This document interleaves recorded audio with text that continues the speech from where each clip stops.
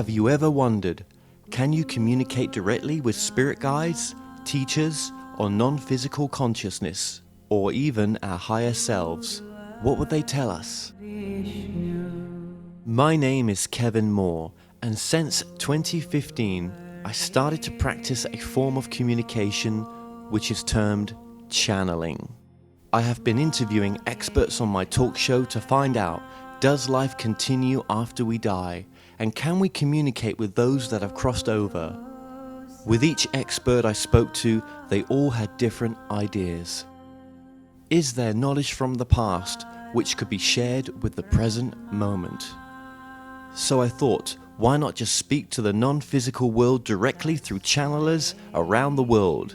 And that's what I set out to do. They Call Us Channelers will take the viewers on a journey into the phenomena known as channeling. And my main goal with this docuseries is to bring a new understanding and awareness to channeling by looking within ourselves and asking, is it truly possible that we can all use this innate ability?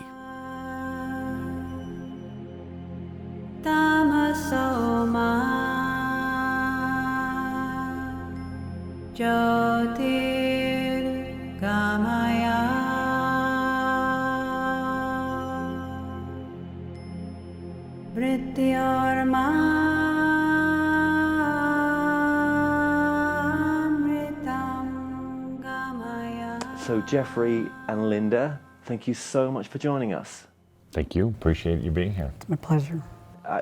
You guys came on to my show last year now, I think it was. Mm-hmm.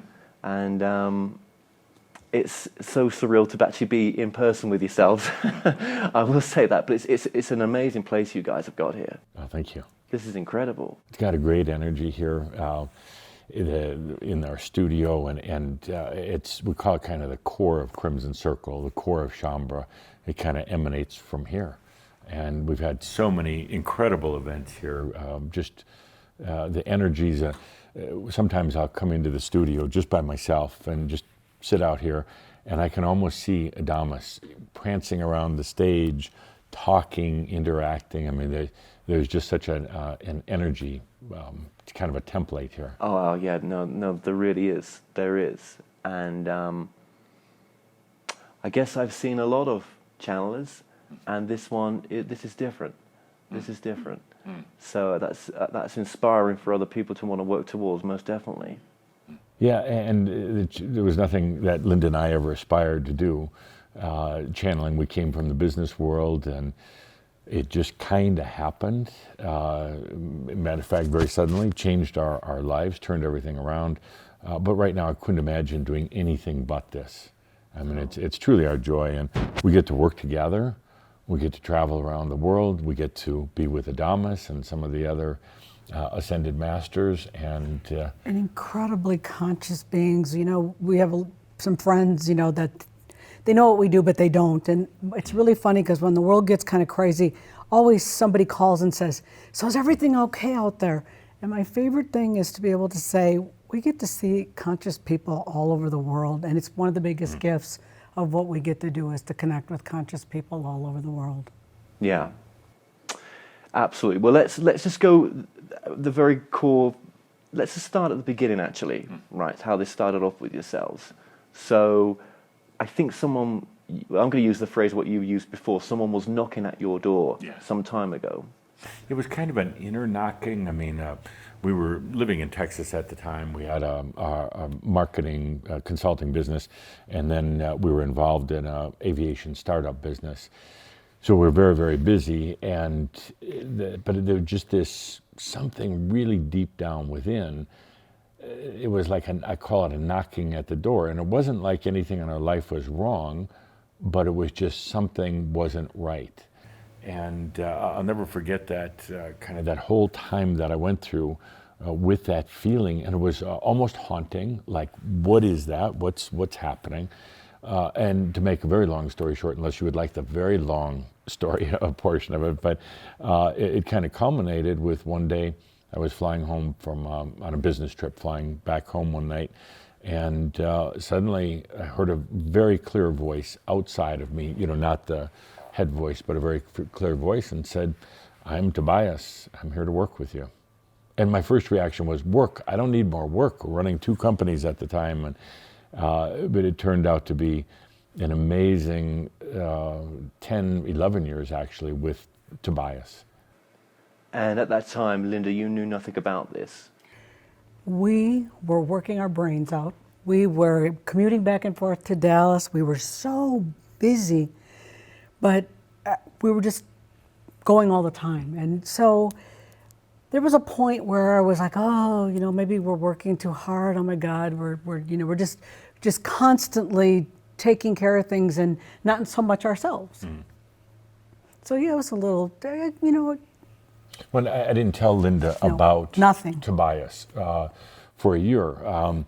It was kind of, there's always that question, am I just making this up? Even though it was very real, and I loved it, but he would come by every evening as I was driving home from work. I had a very long drive, and he would show up, and he told me right away, I'm going to take you through this spiritual boot camp, basic training, because we didn't have any background in spirituality. So every night he would come in on my drive on the way home and teach me something new. And I didn't tell anybody about it. Partly was being protective, partly wondering if I was just going crazy, and partly wanting to see where all this was going to head. And finally one day I knew I needed to tell Linda, because she knew something was very, very different with me. And I knew it was only fair to explain. So one day I came home from work and I said, Linda, I need you to sit down. We need to have a little talk. I was more concerned about how I explained this and not putting myself in her shoes, but she had that kind of look when I said, would you please, sit down? Can I tell my version from here? Sure. Yeah. So I was getting stressed out thinking, oh, we've been working too hard, we're disconnected, we've drifted apart, oh no. So then he tells me, hey, I need to talk to you. And I'm like, oh, he doesn't do that very often, so it was really kind of like, oh boy. So, we sit down and then he, says, we need to talk. And then he goes, I need to tell you about a friend. I'm like, oh no, oh my God, I lost track. And he goes, and he's just, inside I'm keeping it quiet, but I'm freaking out. And then he goes, yeah, it's a special friend of mine I've been with a lot lately. And I'm like, and then he says, yeah, he goes, Linda, it's an old dead Jew. I'm like, what? And it was like, and he was wondering how he would react. And I'm like, I can work with that. Yeah, versus the alternatives. So I explained Tobias to her, and she was actually very open to it. I guess relieved that it wasn't, Well, what made you so open? Because some couples may not have been like that. I mean, because Jeff's integrity. Jeff's an incredible person. He's so strong, but incredible integrity. And when I got over myself and was feeling into his voice, I knew that I needed to hear it out, and I did. And I heard how he was kind of shy and sort of intimidated by it and not sure what I would think. And that made it even more so to be supportive, because I realized how gentle and authentic he was being. And it was really, really sweet, because then he was trying to test himself and asked me if, he did a channel for me. And it was really funny well, because... actually, you said, I'd like to talk to this Tobias sometime, and I'm like, I don't know how to do that. Yeah. And she said, well, we'll sit down and you have Tobias come along. And so we did. Shortly after that, it was really the first channel I'd ever done. It felt very, very awkward, extremely awkward, because I was used to talking to Tobias on my own, not for somebody. And, the first several years of channeling felt very, very awkward.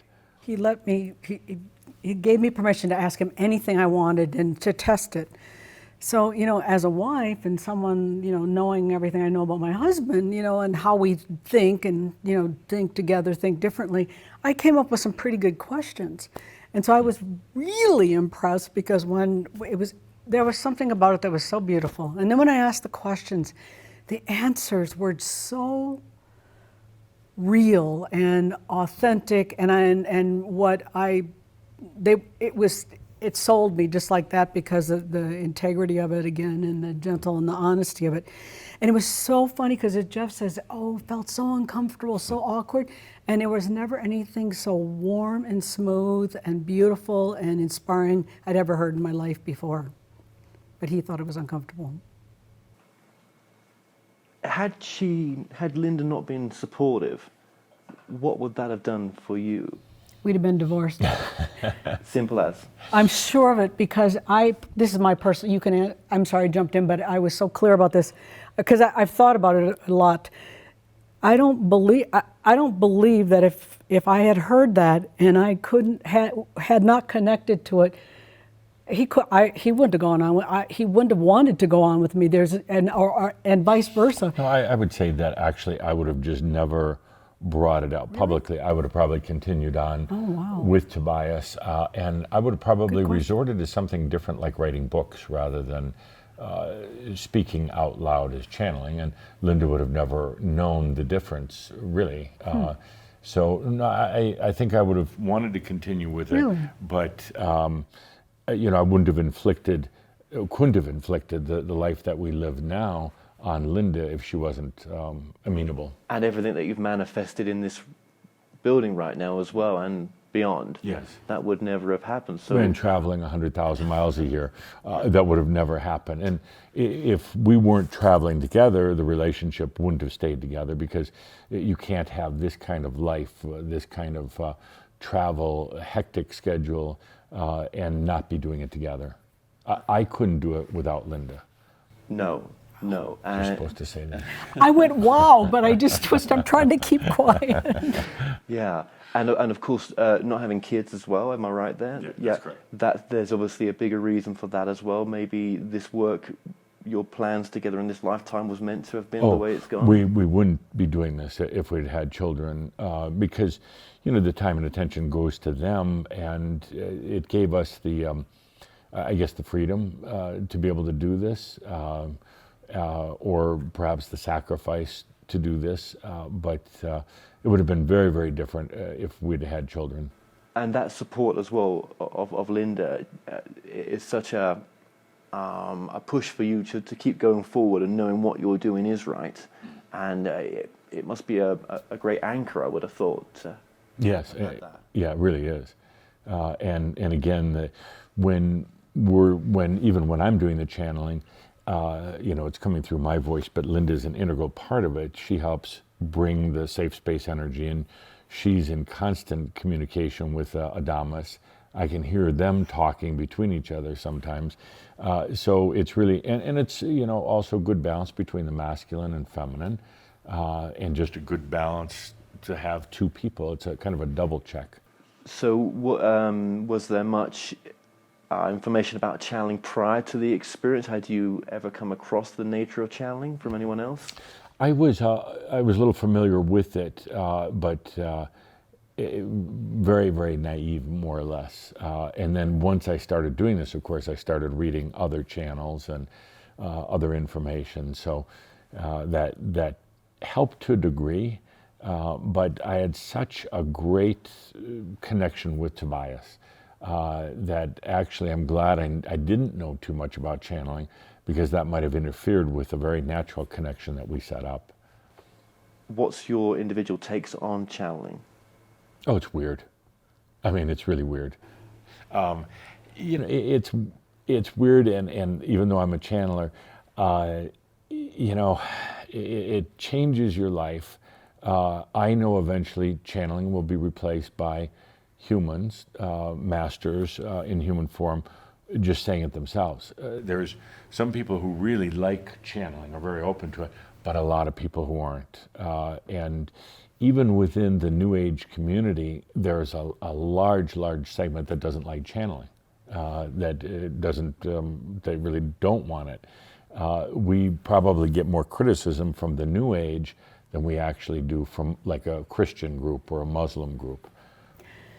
I think channeling is, I don't even know hardly what to say about it, because for me, it's so personal. And for me, I was a little kid that, would hear what the church would say about God. God creates us, we're all beautiful, He loves us and adores us.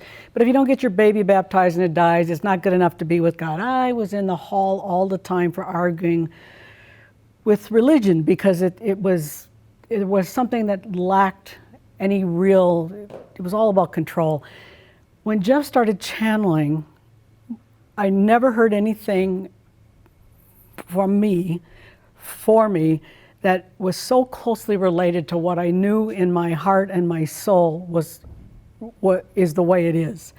And that's a huge piece of what wove me into it, was because if I didn't actually believe it, and didn't really feel it, it's not just believe it, feel it, I don't think I could be the partner that I am today. And Kevin, even though I said that channeling is weird, which it kind of is, I would say more the lifestyle of a channeler is weird, but the ability which we all have to open up to energies, to hear energies, whether it's from another person without them speaking, whether it's from nature. I mean, there's beautiful energies that are in communication, not like telling us how to live our lives, but just an expression of joy, constant joy. Anything, water, the sky, they're all communicating. It's like a song that's constantly being sung. And the sad part is that as humans, we've closed that down because it doesn't register with a logical mind. So the ability to connect and communicate is actually quite beautiful. And with the entities, there's a lot of entities floating around out there. Yes, there is. And what's your special connection with the entity that you was connected with at the time? Because obviously that was moved on, and we'll get into that. But what was the initial connection, soul-wise, do you think? I originally channeled Tobias, and he had such a grandfatherly energy, very nurturing, and his whole message during the time that I was channeling him was basically, "You're not crazy." I mean, to the audiences, "You're not crazy. You're just on a very, very special journey." He told me early on that we had an old agreement that we would come back together, he on the other side, me here. It took a little bit of research for me to finally figure it out, but I was finally pointed in the direction of the apocryphal book of Tobias, or better known as Tobit. And I read that story, and it just hit me. It's the story of Tobias Sr., back at about, I guess it was about 500 BC, and his young son, Tobias Jr. And suddenly it hit me that, oh my gosh, this is it. He was my dad in that lifetime. Right. And when you hear this voice, is it your voice that comes through yourself, or is it do you hear your voice and you just kind of repeat it, or? Well, initially, it did kind of sound like me because it was running through the filters of my mind. Then at one point, relatively early on, Tobias said, "We're not going to use words anymore." And that was very, very difficult, not speaking in words, and he didn't talk to me in words. He didn't want me speaking in words. It took me about 3 months to really learn how to do that, but it was a total blessing because I learned that words really limit the expression. And from then on, there was no words. When I connect with Adamus, Germain, who I now channel, he doesn't really talk to me in words. It's like an instant download, and it's all in that packet. My job as a channeler is to put it into words to unravel, but we don't speak in words, and it's a much better way of communicating. And when you're on stage with your eyes open doing that, is that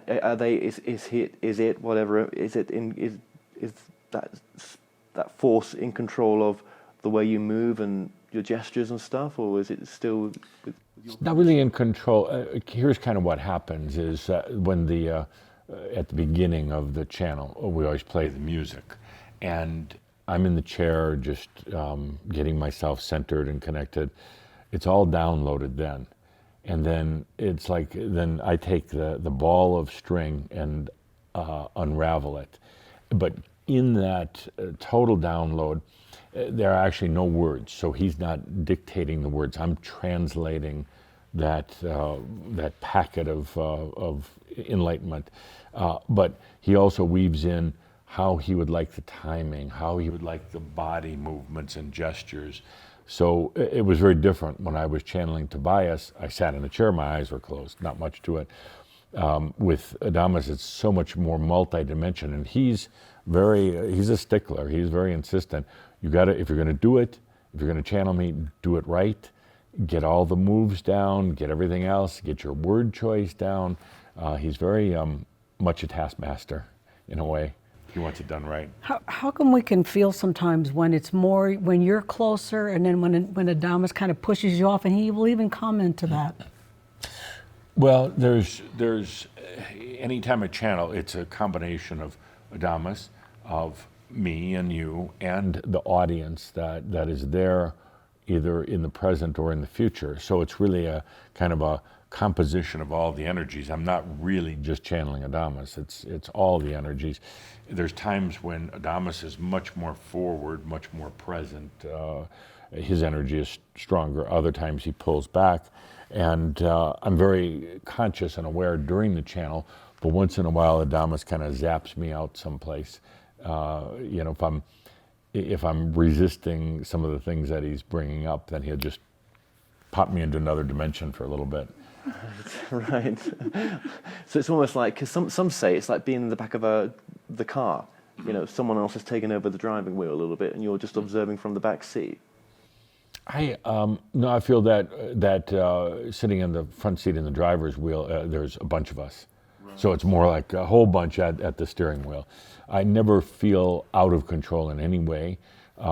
Sometimes I'll know what's coming next as I'm unraveling, and it's like, ooh, I don't want to say that. There's some things that Adamus has said that are very, very uncomfortable, and really pushing my boundaries. I've learned not to filter. I've learned and really got to trust Adamus, and I know just let it out. But once in a while, when he's talking about me, he'll pop me out someplace. But I never feel out of control. No, okay. I mean, there's so many people I've seen on this journey so far, and more to come, and everyone's got a unique way of doing the channeling. Mm-hmm. It's just not one way fits everyone, right?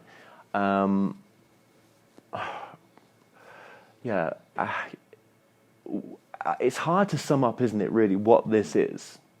I mean, some say it's the higher self, some say it's, as you say, we've got the other named entities. Some just repeat from one side of their wherever the voice is coming in, they'll just repeat what's said, and eventually it kind of sinks in. There's a kind of flow of conversation then, but they could almost stop and then just, some have to hear it, then they repeat it, and that's kind of strange when that happens as well. Yeah, and again, I am fortunate because both Tobias and Adamus have said that I was trained in channeling in past lives in the mystery schools. So I came into this lifetime kind of with that ability. It just took a lot of years before it really came to the forefront. I have in my astrology, I have natural communications, so it comes rather easy in a way. It's just a matter of connecting into that energy, being in absolute service and integrity, getting out of my way, and letting the message come through. And then it's exhilarating. It's fun. I mean, I can feel Adamus and all the listeners. I can feel them coming in, and I have the honor of being the translator, which is really all I am. Being that translator and just letting it fly. What makes your channeling different to others out there? Different to others? From other channelers? From other channelers. I'm going to let Linda answer that. I'm not that big a fan of listening to a lot of different channeling. What makes yours different? I would say one of the things now with Adamus is his interaction with the audience. It was quite a shock, actually, when I began channeling Adamus. I actually didn't like it. When Tobias left and Adamus came in, it took almost 6 months to start feeling comfortable with it. He was very in people's face. First of all, I had to open my eyes. That was a shock. After 10 years of closed-eyed channeling, and I suddenly opened my eyes and realized people were looking at me, looking at me. I thought when I channeled, everybody's eyes were closed. And It's the funniest thing I've ever seen. Was it's the like, first oh time. my God. And I tried closing my eyes, and Adamus made me open them. I tried closing them, and we were in this tug It of looked like a war. cartoon. It was ridiculous. And then when he got up out of the chair, it was very odd because through my eyes, I realized that when I'm channeling, I don't see things like I do with my human eyes. It's overlays of stories of lifetimes. So when when Adamus comes in and I see a person, I'm not just seeing them as Kevin, I'm seeing Kevin. Past lives, layers that kind of blur back and forth. And it's very disorientating then to try to get up and walk around. It's like walking, I always say it's like putting 10 film projectors on one screen, and you have all these images one on top of the other. So walking around was difficult. I've gotten used to it now, but Adamus being interactive with people, which means he would address them and push them to their limit. And I'm not comfortable with that. Geoffrey is not comfortable. But at first I was very reluctant because he would put people on the spot. And I didn't like the pressure that I could feel. But I realized he's got an art of being able to bring somebody right to the edge without pushing them over. So I would say his interaction, he thinks he's funny sometimes, humorous. And I would say his provocation. Yeah, definitely. Generally you think of a channeler as being somebody, who's, very gentle or an entity. He doesn't care. And he doesn't care because he cares. He's not going to let people get away with their makyo, their spiritual distractions. He will call them on it.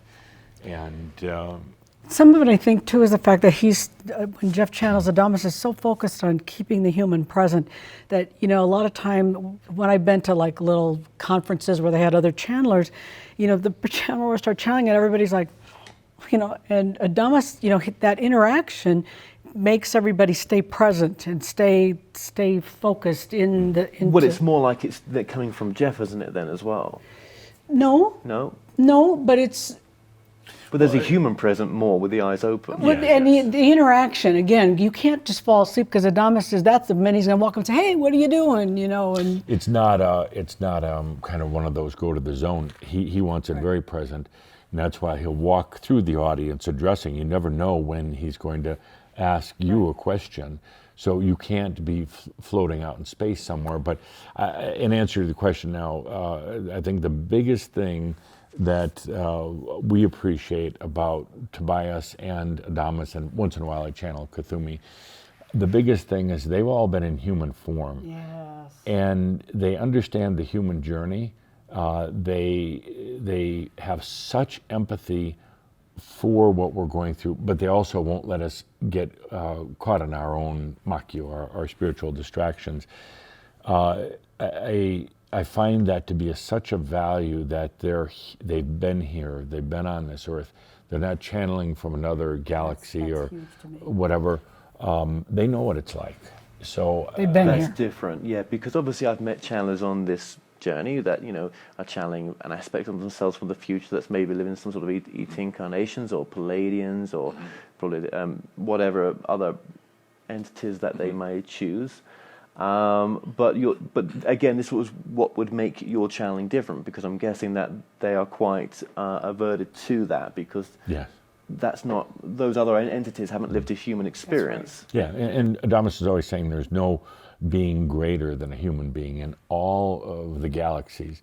And sure, they might be more intelligent or whatever, but he's saying there's no beings that have gone through what we're going through. And he's saying this is the planet where love was first realized. So what sort of people are you attracting into your audience? Are they conspiracy theorists, ufology kind of people? Oh, Adamus has run them out a long time ago. No, he really did. If they are, they keep it secret. Yeah. No, when Adamus came in, he basically made it very clear. He said, we're gonna, this is about going into embodied enlightenment, nothing else. We're not gonna get into conspiracies. We're not gonna talk about astrology. None of that. He said it's truly focused on embodied realization. On yourself.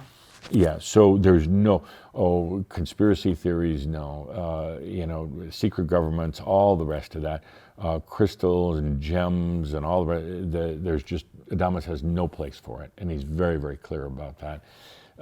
So I would say the people that are attracted to this are the ones that have consciously chosen for this to be their last lifetime on the planet in human form, that have chosen their spiritual realization, their spiritual realization is the most important thing. And that's a tough one because it's more important than families, more important than their ego, more important than their success or anything else.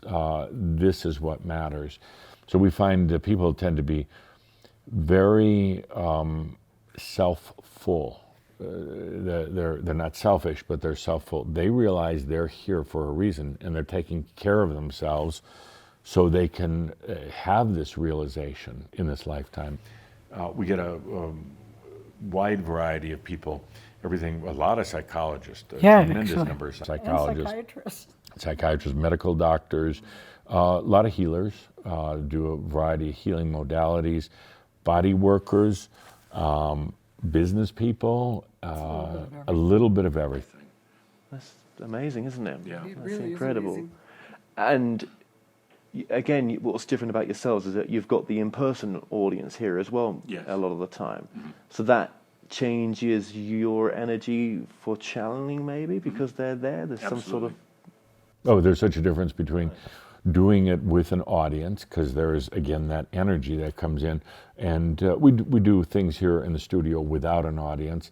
And I can feel Adamus tapping into everybody who's going to be viewing. Thank you. But it's a little different. He likes playing to a live audience. He likes the interacting with the live audience. yeah. I mean, when we do something in the studio and there's just the technical crew here and the cameras and that. Honestly, I mean, there's no way with what we do that I can be with Jeff doing anything where I really can feel all the people listening, no matter when it's going to happen. I swear to you, I can feel that. It's so incredible, and it's probably one of the sweetest things in my life was that you can feel that. Yes, absolutely. Second only to Jeff. Yeah. And I'll say this as well.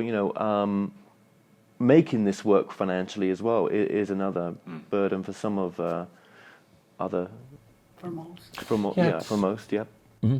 Yeah, and it actually brings up a lot of issues because in just about any of the spiritual or religious movements, there's that old thing about abundance, and not being abundant. And I think for so many people that it's been ingrained in them for lifetimes, you have to be poor to be spiritual. Adamus is very, very opposed to that, because he says the flow of energy is natural. The master allows energy to serve them, and it means allowing yourself to be abundant. And abundance isn't just about money, but it's about everything. And yet we see so many people that are still struggling, still having a difficult time, and it's needless.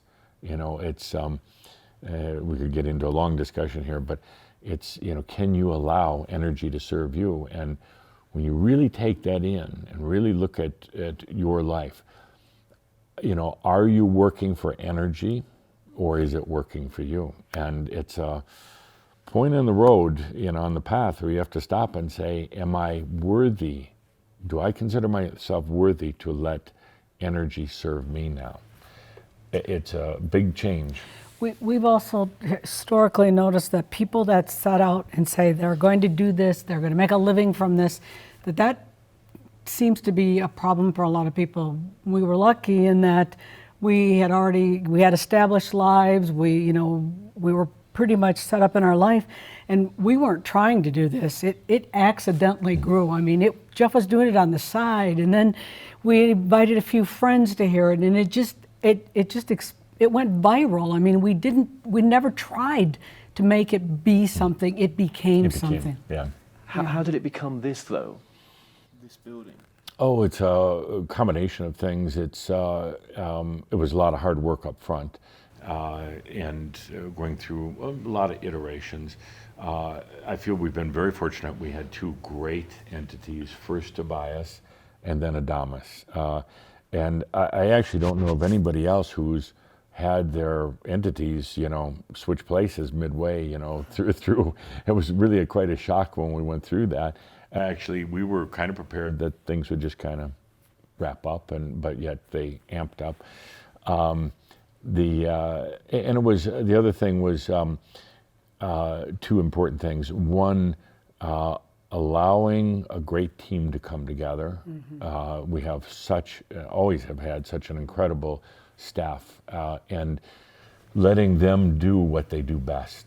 Most of them even started as volunteers when we were getting started, and we've been with us a long, long time. We learned in the business world, how to work with groups, and management really means getting out of their way, letting them do what they need to do, and providing them with the resources. So that was huge. We couldn't have done it without the team, the staff over the years. And it was also very important to have an understanding of business, which we had coming into this, which was very, very important because, it's one of the practical human things. You still have to run a business, and you still have to pay taxes, and you still have to, bring in more than you spend, kind of basics, but that was really valuable. But that's the kind of reality we live in. We live in a monetary reality. I mean, to avoid that is, what's the point? We're here to have this human experience, aren't we? And money's part of that, isn't it? Running a business, and we're both comfortable with it because we started our own businesses when we were very young, and went through the really tough stuff back then. But and then the other thing is, I think is so important is, Linda and I, when we're with people, when we're on stage, whatever, we are learning all the time. We're not grand ascended masters. We're not even human masters. We're with them. We're with them, and it makes the journey so much fun. Instead of preaching or teaching, we're experiencing and learning. Every channel I do, I learn something from. So I feel almost selfish at times that, like, this is all for me. But Linda and I are learning right along with everybody else. Yeah. And that's kind of like the old thing, isn't it? Is that putting yourself first, or do you put others first? And in this, it's kind of nice because it's both. It's both, isn't it? Yeah. It has to be. It really is. Yeah. It does, doesn't it? Yeah. It's a greater balance. We get so lost sometimes in other people's truths of what's right and wrong, and it gets so confusing sometimes, doesn't it? What's your truth? Yeah. That's the hardest part, isn't it? Yeah. And do you think, you've been prosperous here in the sense of making this work with these great teachings, because you've known what it is that you wanted to do from day one. You know this was your purpose. In hindsight. Well, yeah, in hindsight. Well, we never wanted to be channelers. We never had a desire to run I guess you'd call it a spiritual organization. We never had a desire to, I had the worst fear of public speaking. Just a sweat, cold, want to die first rather than public speak. So now that's what we do. So we never had that ambition to do it. As Linda said, it just started going viral. We spent I would say 10 or 12 years trying to keep up with it. And it's only been in the last, 4 or 5 years that we actually finally have been able to kind of catch up with it and really be able to do what we like doing. And it's not about the numbers for you guys, neither is it? If it was, Adamus would make sure it wasn't. Yeah. No, he doesn't we care. Can't make it about that. He doesn't care about the numbers. Yeah, we can't make it. It's not about the numbers. It's about accessibility And quality. Yeah. In other words, that it's not about how many numbers. It's about do the people that would really be attracted to this have access to it? So I would say that's our goal more than anything. Adamus in particular is very focused on those who will allow their enlightenment. And he said right from the beginning, he said, I don't care if it's 5 or 500, 5,000. So the numbers aren't important, thank goodness, because he does run people off. As an example, yesterday. He's the worst marketer we know. Oh my gosh, he tells people to leave. Well, because he can feel the kind of the drag, with people who are just here, just to get a little bit of energy. Or I got an email yesterday that was forwarded on to me from somebody that was saying that they have all this magic and power, and they want to know how to save the world and all the rest of that. And they sent that to you? Mm-hmm. So I tuned into it, and suddenly I felt Adamus, and he said, tell him to go someplace else, tell him to leave. Because we don't deal with magic, we don't deal with power, we're not trying to save the world, none of those things apply. And he said, just tell him to go someplace else. So I put it in nicer words than that. Wow. Do you ever have those feelings that you wish you could have, or you wish this could be accessible to more people, in the sense of even mainstream media just having a bit of more of an interest in it, or are you not even bothered? Well, it's funny you should mention that, because we had another example this week of somebody who wants to take one of our core classes and basically strip out a lot of the things. They say the world has to hear this information about the sexual energy school, and they want to integrate it with some of their other work that has to do with addiction recovery, kind of pull out bits and pieces. And we said no, that it stands on its own. We don't want, it's not for the world. The world really doesn't want to hear about it. If they did, it's on our website. Yeah, it's most of the stuff on the website is free. But we're not trying to get it out there to the masses, and it makes marketing really easy, because you just don't do any. And, we're staying very focused on the work that we do. We're not trying to outreach. We're not trying to, like this one place really wanted to get our sexual energy school message out there, and we just said no. And it actually felt kind of good. It's staying true to the work and knowing really who that work is for. You can't get this. We don't get distracted like that. Those are just really just distractions to us. And one of my favorite things is that all this work is about, you really can't change anybody else. It has to be with you. And then if you do the best you can for yourself, the most you can for yourself, beyond that, everything else radiates out. But Tobias was very clear about his message being about to love yourself. And Adamus also added to that it was also about trusting yourself. And again, that kind of, it fits everything that we do, actually.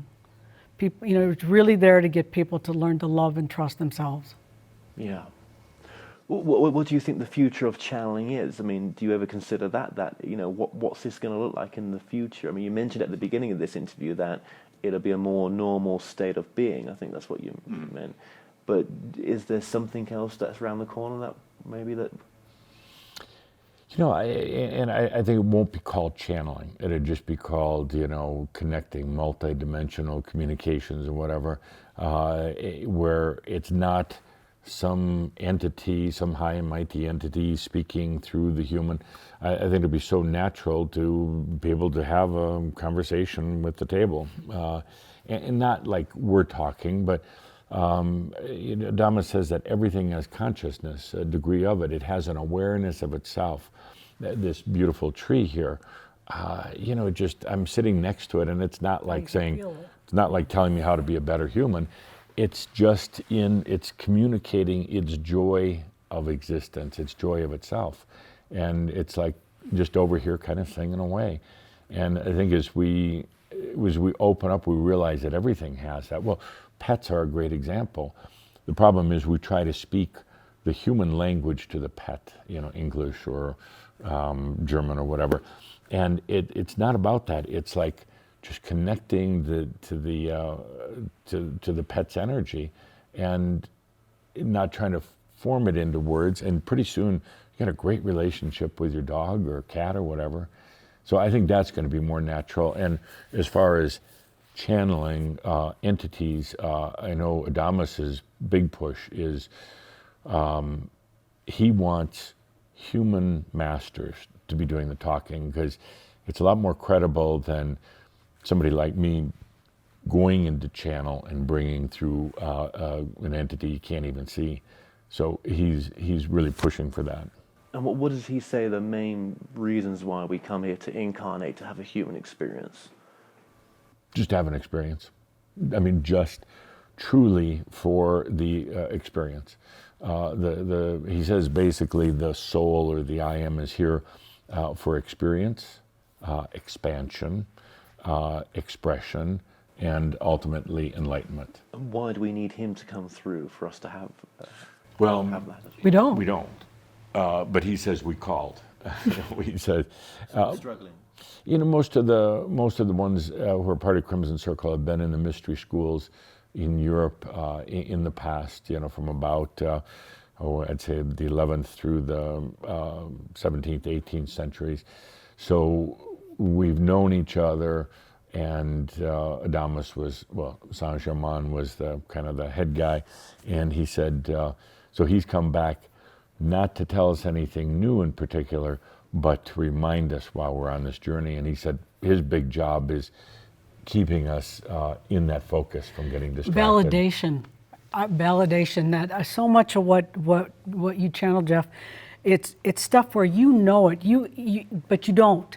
And when you hear the words, it validates what you knew, but you didn't know how to put it to words. For me, it's validating more than anything else of what I know to be a deep, deep truth that I could never put to words myself. But is it promoting really at the end of it oneness and love?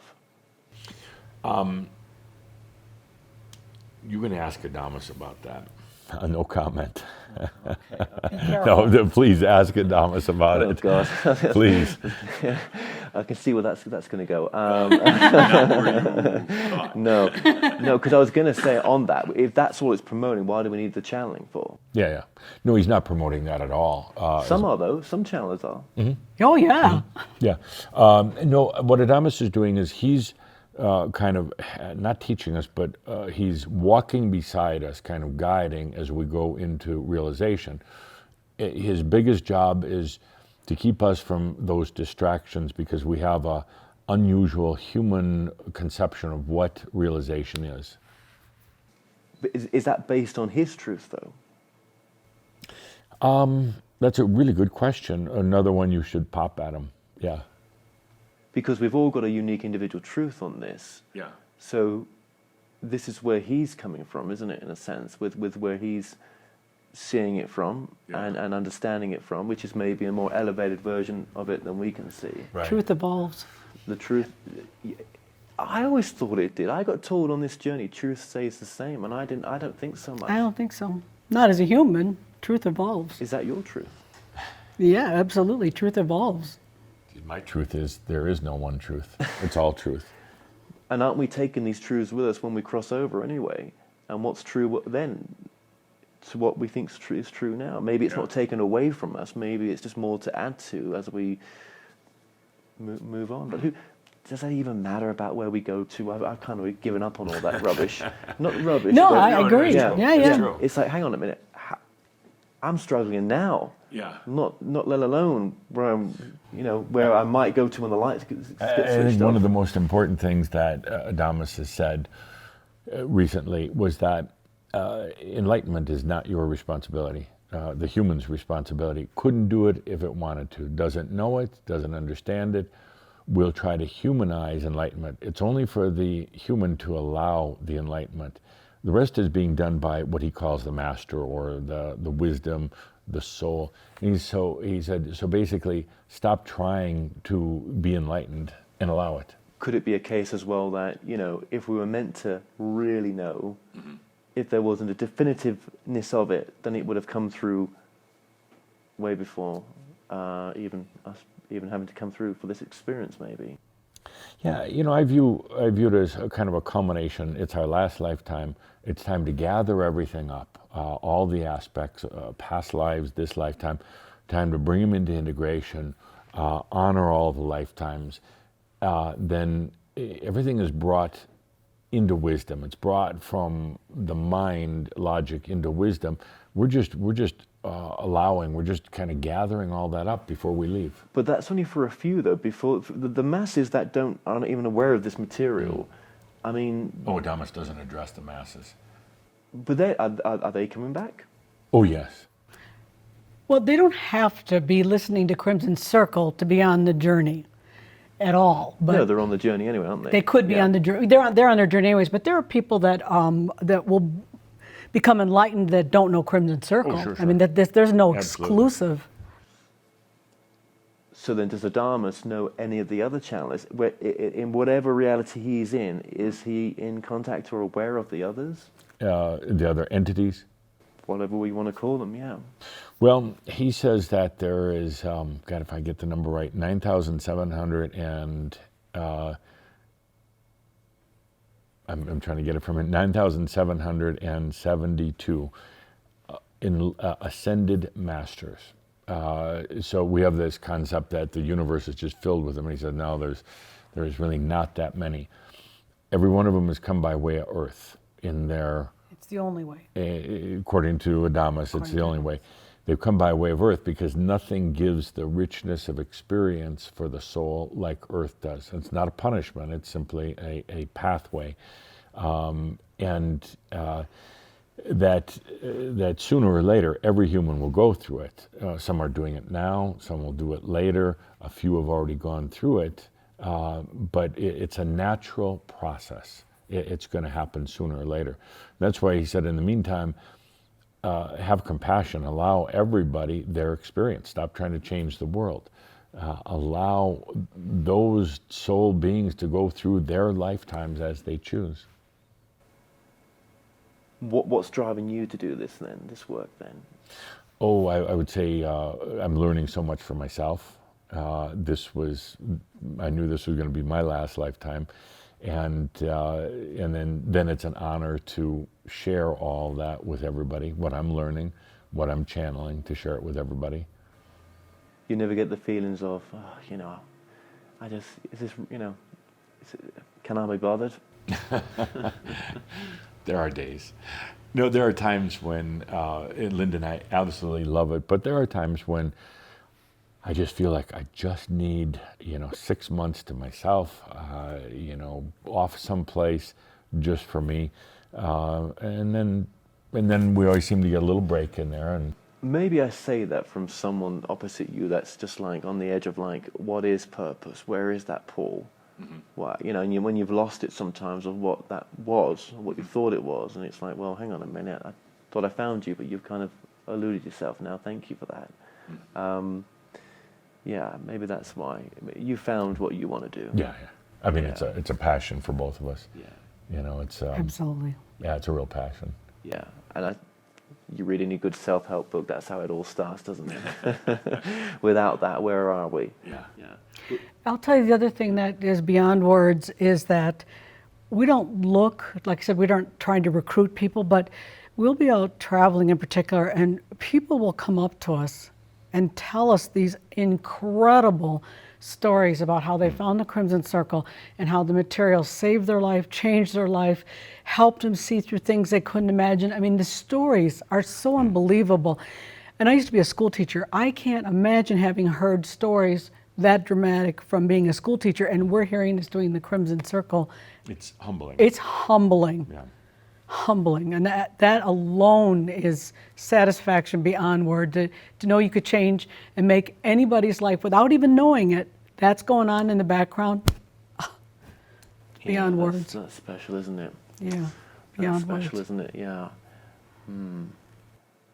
Is that so you would say that's the most rewarding side of what you do right now, when you see that transformation in people? Yeah. And when we're out doing workshops, we keep the workshops small for the most part. We like the intimate setting. We love to get to know everybody, and there's just such a feeling. Adamus gets going, and we're there in the audience, and you can feel the energies changing, and I mean, it's a rush. I mean, it's beautiful. So how are people transformed? What's the basic transformation that takes place in a person coming across this material? I don't know where to begin. Yeah. Number one, realizing that they haven't done anything wrong in their journey, that they're not going crazy, I think is huge. And I think the other big things, once they get it, it's so profound, is that all this is natural. You, Kevin, are not going to be able to construct your own enlightenment. You can allow it. It's a natural occurrence. There's no set of rules, no special outfit, no special diet. Well, right now, you're what we call the master, which is really the wisdom of all of your lifetimes, wants to come in and join you. The I am is ready for its next expansion, and you or listeners have placed this burden of enlightenment, realization, being spiritually sage on the human shoulder. It doesn't belong there, and you'll never get there that way. If you, Kevin, say, I'm going to allow the I am, allow the master, bring him into my life, share every day, in my life with him, but it's not your job for the enlightenment. I think that is the thing that we notice the most when people turn that corner and they stop putting that burden on the human self. And suddenly there's this, good, the human is clear in its choice that, it's ready. And the human then is simply allowing. And to watch a person now go through a transformation by just allowing, by natural occurrence, by trusting themselves, and no longer working on it, no longer trying to create this thing called enlightenment, because the human simply doesn't understand. That is so beautiful, because the person changes, and suddenly it's happening. There's a flow of energy that's occurring again, and I would say that's one of the greatest things that I witness. Yeah, I mean, there's so many people I interview, am I in 4D, am I in 3D? And it's how about just being here? Exactly. What happened there? I mean, who cares about all that? I mean, that's just human. It's human doesn't hierarchy. matter. Human hierarchy. And Adamus will shut somebody down right away when they go to dimensions. He said, number one, they don't exist. The number 1, 2, 3, 4, 5, 22nd dimension. He said, they do not. He said, I've looked all over, and the only place I've ever seen that it exists is in the minds of humans. He said the second thing is that if there were what we call dimensions, he says they're actually senses. They're not really dimensions in a hierarchy. He said we have over 200,000 angelic senses. Those you might call a dimension. They're different ways of perceiving reality. There are different ways there's the sense of unity, how we can put energy together. It's all just individual particles, but we can bring it into unity and see a tree, for instance, is a sense. So he talks about those, and he says, but the minute you get caught up in, I'm a fourth dimension being or fifth dimension being, you're suddenly right back in the human mind. And there's not all these dimensions. No, and like as you say, there's another way of looking at that, as you've just explained there, of what these perceptions of other dimensions may be as well. I mean, maybe it's just there's something for heading towards a purer form of love, maybe of I don't know. But that's the best of all, is to say I don't know, because it doesn't matter. No, it's not going to fix any issue that I've got right now. I'm just going to go revert straight back to the problems that I've got. And by the way, the Tobias said years ago, he kind of categorized it. He said you could take all the human issues and they fit into one of 4 boxes: abundance, health, relationships, and self-worth. And he said he's never heard of a human issue that isn't in one of those 4 categories. Well, fear would come into self-worth, but it would also affect your abundance, and probably relationships and definitely health. So it's as simple as that. He's brought it into that kind of simple teaching, yeah. So, and you know, we have a desire to make our human lives better. And ultimately what happens in enlightenment, your human life gets blown up. It doesn't get better. The human wants to be younger, wealthier, and sexier, and live forever. That's not going to happen. What happens in the human experience is we learn to get out of our way, we kind of, you know, shut up and get out of our way, and we suddenly start to have the realization of more than the human self, the master, which is really just the wisdom of the I am, of the essence. And suddenly, you know, we're not just trying to make our little human life better. Suddenly we've expanded our awareness to all these other parts of ourselves. And suddenly all the human problems just become so nothing, so meaningless. Is Adamus patting you on the back right now? No, Adamus wants to come in. I can feel that. He's like, you're doing all the talking. I want to talk now. Absolutely. No, I kind of feel, I wanted to say to you both, right, you know, you've embraced the teachings. I can see that. Is that the right word? Embrace the teachings? Embrace? Yeah, I guess it is. Integrated, as best we can, and we're still learning. We're still learning. There is that you've not just been regurgitating stuff, you've actually brought it into your lives and you've become better people for it. Adamus wouldn't allow us to just regurgitate materials, be spiritual cliches, strings of spiritual He'd kick cliches. our butts. Yeah, he insists that we have to live it. And some days I do better than others. Right. Yeah, some days we screw up and some days, that's okay. Yeah. And we have good energy days and bad energy days, but one of my favorites with Adamus is he's taught me and others how to get out of singularity. In other words, I am having a bad day, and he calls it the and, A-N-D. It's like, I'm having a bad day, and I'm also having a good day. And he said, you have to realize you're not singular. You can go to all these different layers and levels, and they can be occurring simultaneously.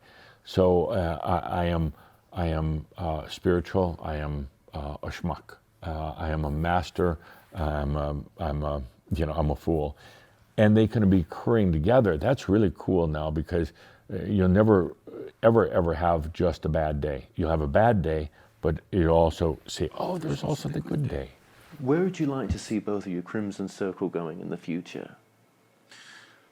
We are so ready now in so many different ways with the Crimson Circle that in these next few years we're going to be having so many who have allowed their realization. It's no longer just talk, no longer the seeking and the journey, but it will be so clear that they are truly embodied masters.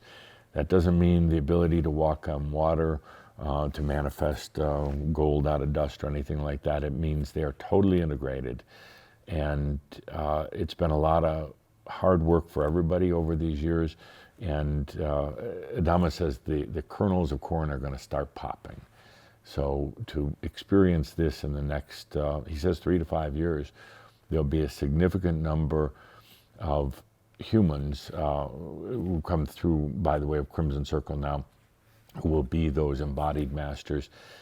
The reason why that's so exciting is because they're not going to go around talking about it. They're not going to, try to have groups of people following them, but it'd be so apparent that their light is going to shine so bright that it will make a difference on other people, because in this difficult journey, this brutal journey at times, it'd be much easier to know, okay, Kevin made it, so if Kevin made it, I can probably make it. You jumped off the cliff without knowing if there was anything, on the other side. But to know that another human has actually done this, that's going to make a much bigger difference than any channeled message from any channeler, is when we see Kevin realized, or Linda, or Neil, or Peter, or anybody else. And that is so exciting. Actually, Adamus has been preparing us for that as an organization, saying, literally in these next few years, Crimson Circle might actually have less people that are participating. And he said, but then the realizations start occurring, first here, then there, and then there. And he said, he's preparing us then for the next wave that comes in maybe 5 years, where people start realizing, oh my gosh, Kevin is realized, he's a true master. Where did you learn about this? And then that's when he says, so many more people will come to Crimson Circle or other organizations who are on a similar path, and that's going to be the greatest joy of all. That's when we're going to be sitting, out on the veranda in Hawaii, sipping a Mai Tai and going, we did it. Yeah. That's going to be the fun part. I'm allowing. I'm truly allowing, and that's where I have to be the most effective in my life, is to be in a very allowing place. I'm not going to put any judgments on myself. I'm not going to, put a, measuring stick up against the wall. I'm just allowing myself. Well, that's not an easy place to try to get to, is it, sometimes, because we're very judgmental on ourselves, aren't we? Some of us, all of us maybe in some respects. Yeah. When we do what we do, it's interesting. People do tend to look at everything. I mean, everything, and it's a lot of pressure. And I think that's why I'm grateful that Jeff has allowed it, that we get to do this journey like everyone else. We're not trying to say we're standing up in front of anybody else as anything but part of the group ourselves. But what does a master resonate or look like? I mean, what's the are we not masters already before we came here? It depends on the definition. Well, yeah. We've came to this planet for a series of experiences, and we could go a lot further, but just let's say for experiences. And that master is sitting right here. I mean, it's in your energy field. And what we call the I am, it's all there. It's just that we've kind of closed it down, and we're searching for it, thinking it's way up there. So are you saying that what this master is allowing the greater part of ourselves through into this human experience? Because I always say that channeling is like a funnel at the top. There's the greater part of you, the all that is, and it kind of funneled down into the human experience. But when you channel, you kind of open that funnel up to allow that greater part or aspects of that greater part through. So what does an embodied master look like on this planet? What that is? It Eckhart Tolle? Oprah Winfrey? I don't think so. I don't think so. Elon Musk? No, not judgmentally, but the question has come up in the workshops, and very interesting, like with Eckhart Tolle or some of the other great teachers right now, actually have such a contract for teaching that they haven't really had time for themselves. So they are actually not necessarily realized beings. They're very wise, and they have a heck of a job to do, really dealing with more of the masses. But Adamus has said in particular that they are not what you would call a realized or enlightened being. They are very sacred human beings, but they actually are really in service right now, that they haven't allowed that realization for themselves. But your question is, so what does a master look like? I actually don't know yet.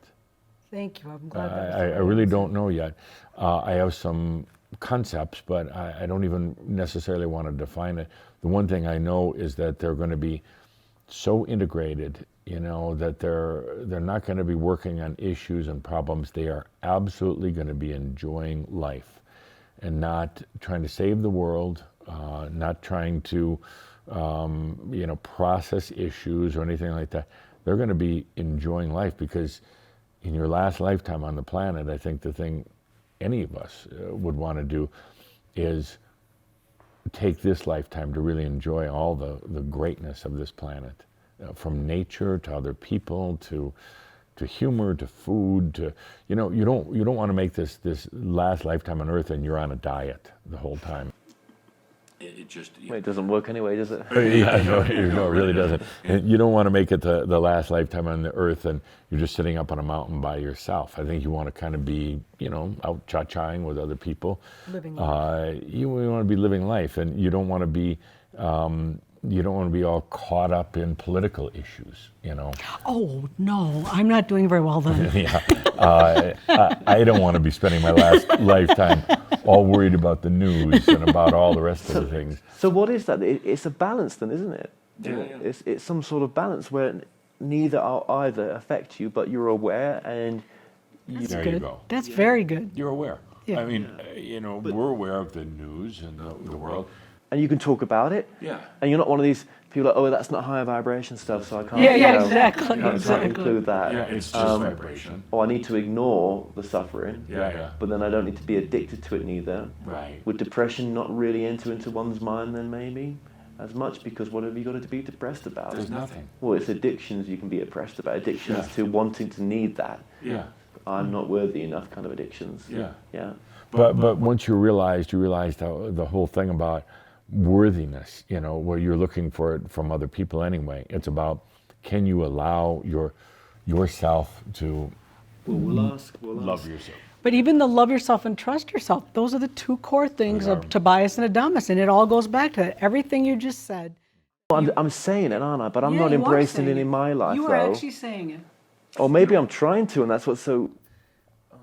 Adamus No, you do, actually. had told the series of short stories over a year or two in some of the workshops, and we finally put them in a book, and it's called Memoirs of a Master. And they're really cute and interesting, and also kind of like, what do you call them? Like fables. Fables. But they're really interesting because here the master, is portrayed as this person who's driving a 1959 Cadillac, gaudy as hell, going to the drive-in for a cheeseburger and drinking triple macchiatos, blowing away the whole image of the master, guru, vegetarian. And he's saying, you've got to be kidding, because the master is going to really enjoy the lifetime. In one of the stories, the master is dressed up as Elvis, and another story he's dressed up in a 1920s era golfing outfit. And it seems kind of corny at first, and you're like, what is this? But Adamus is trying to make a point is, the master doesn't get all caught up in being righteous, holier than thou. No stereotype. The master can be in the world, actually, the last lifetime on the way out, saying, I'm going to do it in style, I'm going to do it all. And I'm going to drink a glass of wine at night, and I'm going to eat a cheeseburger, and, I'm going to dress up funny. And the funny part is, in these stories, the master dresses up like Elvis and goes into the shopping mall. Nobody even notices, because the master is actually vibrating, resonating at a different level. Nobody really notices, which was kind of funny. And even in all that, we've still not really answered, have we, what is the master? Because it's almost like it goes back to the whole reason for what's coming through you, is that the truth really is to have experience. Mm-hmm. So is that really... Is a master just one that's having an experience? Yeah, without guilt, without shame, without burden, without shame and guilt are the two greatest human attributes, the things humans are really good at, guilt and shame. And we pile it on, and then the church piles it on, and then the New Age piles it on, and then family piles it on, and it just piles on piles of guilt and shame. And we spend lifetimes trying to work our way through this, atone for it. And how do we do it? Beating ourselves. But is a master just really someone that is just happy at being, what's the word here? Just being, just saying the same thing, aren't we? Just being balanced with everything, and not being addicted to neither one or the other. I could try to define it a little bit. The human thinks in linear, from birth to death. The human thinks logic. It has to make sense. the human thinks in terms of emotions. Is it good or bad? The master will embrace all of that and say, that's okay. But the master ultimately is all the wisdom of all the lifetimes and funneling into this lifetime right now. So you get the advantage of still getting to be a human, and as a bonus, you get all the wisdom of all the lifetimes and this. And wisdom is simply the distillation of the beauty of every experience, whether you've thought it to be tough or not. It's just distilled into the sheer beauty of the experience. Okay, well, thank you very, very much for just that breakdown there, and the reason I've just gone on a little bit further is us humans should be able to have some understanding of what this is without that which we channel always coming through. Why can't we just have a bit of responsibility for this as well? I think it's great what we bring through, but I think it's just as important that we can try to embody it, and say what it might be without, And even just talking to you, it's like I'm having a hard time sometimes because when I think about, in a broader sense, the term master always kind of it sort of bugs me. It's that separation again a bit, isn't it? Yeah, a little bit. But I understand that Adamus does it because it gives people a way to imagine into it. It is one who has mastered the human experience. Yeah. And it's almost like it feels like, well, to get to be a master, it's the most balanced place you can be. It's not better or worse. It's just a little bit more, maybe it's a happier place to come from. It's more of a condition than a title. Right, yes. And any other condition is fine as well, but this could be a place where we can get to where it just makes this reality even, just the best experience it can be. Yeah. And all the others are good, right? But this is just, just another notch up. And that's just my crappy take on it, really. It's just what it could be. Do you know what I mean? It's so difficult to put it into words, isn't it? In a short time, and it's getting so, really... ultimately, you realize that words fail all. Exactly. And it's like the hardest part. I don't give a crap. I'm going to stop trying to put it into words. I'm going to take a deep breath and allow, and that's it. Enlightenment is a natural process. But once the human interferes with it or thinks the human is doing the enlightenment, then you'll have it delayed many, many lifetimes. Now, your website is... Good. It's fine. It's crimsoncircle.com. Crimsoncircle.com. It is a nice website. It actually is a nice website. When you come onto it, it's got lovely quotes that come on, and the master has appeared. I love that. Whatever it first says when you go onto the website, the master has. I think it's appeared. It says. I thought, wow, that's made me feel really good. Thank you. But all the teachings are on there, books, webinars, everything that you guys are doing. Yeah, and we've been doing the monthly. We call it a shout. It's a monthly webcast. Since 1999. Every one of those is on there. It starts out as audio, and then we got sophisticated and we started taking pictures, moving pictures, and there's transcripts, and it's all free of charge. And we always tell people everything is contained in there. You don't need to go to classes or do anything else. The gatherings we do, they're really for the sake of getting together with kindred spirits and having a great time, enjoying life. But everything is in those. It's all not only in the words, but it's embedded energetically all through there. So if anybody's interested, you've got years worth of, it's not studying, it's just absorbing, entertaining. Yeah. A remembering. Yeah. Oh yeah. Okay. Well, listen, guys. Just thank you so much for your time today. I really appreciated that. And as you say, there's so much more. But we've scratched the surface. We've barely touched anything there, haven't we? And I appreciate it. And the only problem is now that we've been talking so long here and having such a good time. Adamus left. I don't know if he's coming back or not. We'll have to see. You know he will. Thank you guys for joining us. Yeah, thank you. Our pleasure. Appreciate it. Thank you. When you come back to the studio after this project of yours gets to be a big hit, and you come back in about 3 or 4 years, then it will be a group of truly human masters up on the stage here, and you can talk to them. What is it like, you know? Will it be glowing? No, they're going to be telling bad jokes, eating crappy food, not giving a damn about anything, enjoying life, and going, why are you asking all these questions? You Sounds know? like my perfect Yeah, reality. join me on stage. Stop asking these questions, you know. Thank you. Thank you.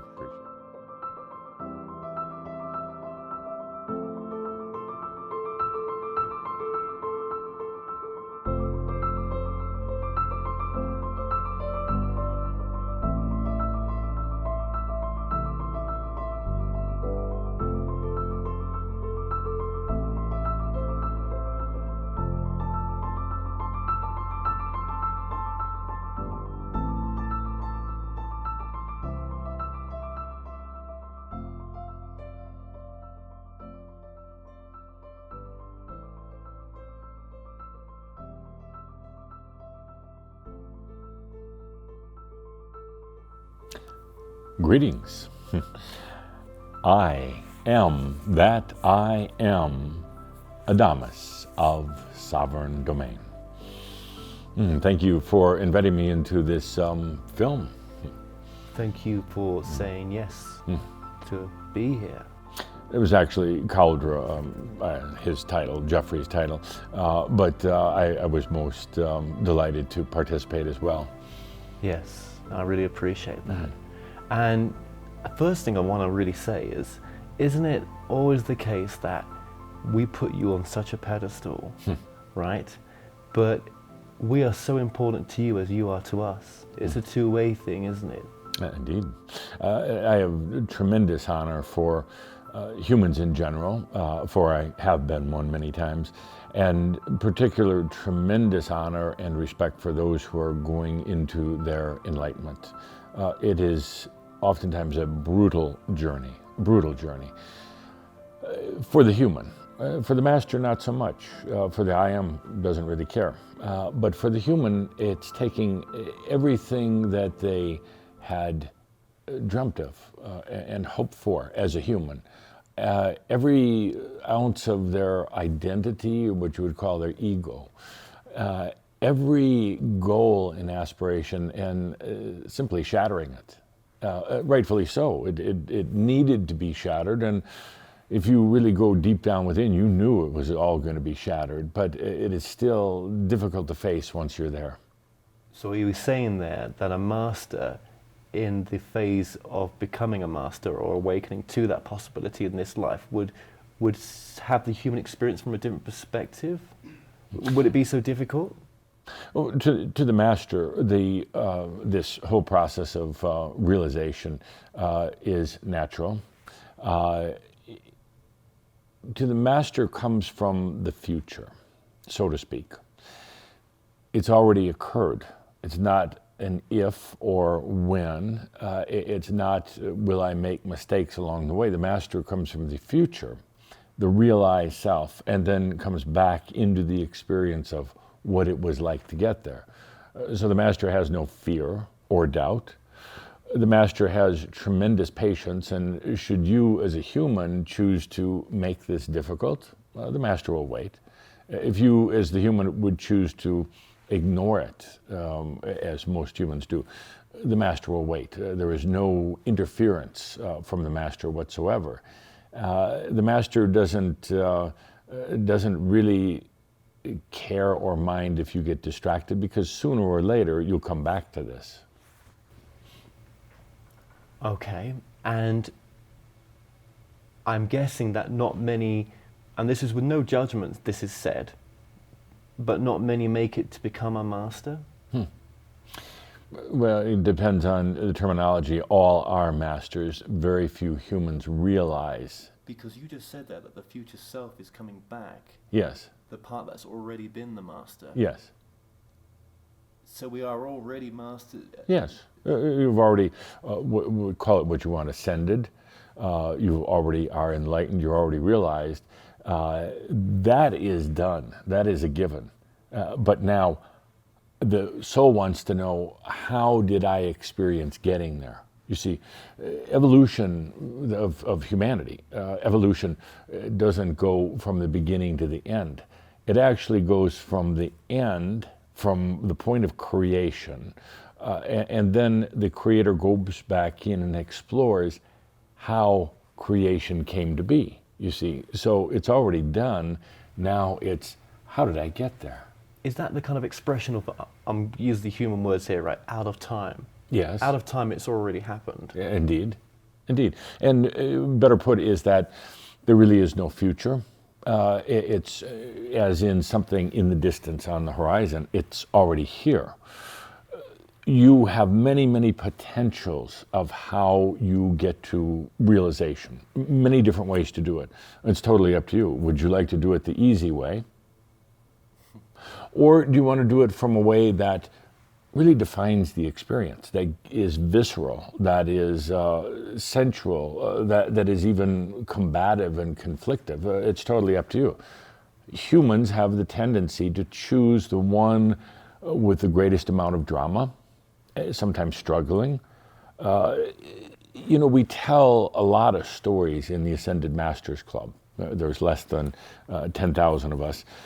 We tell a lot of stories about the road to enlightenment. And, it makes a really good story to talk about being on your hands and knees, starving, crawling to your salvation and eventually your enlightenment.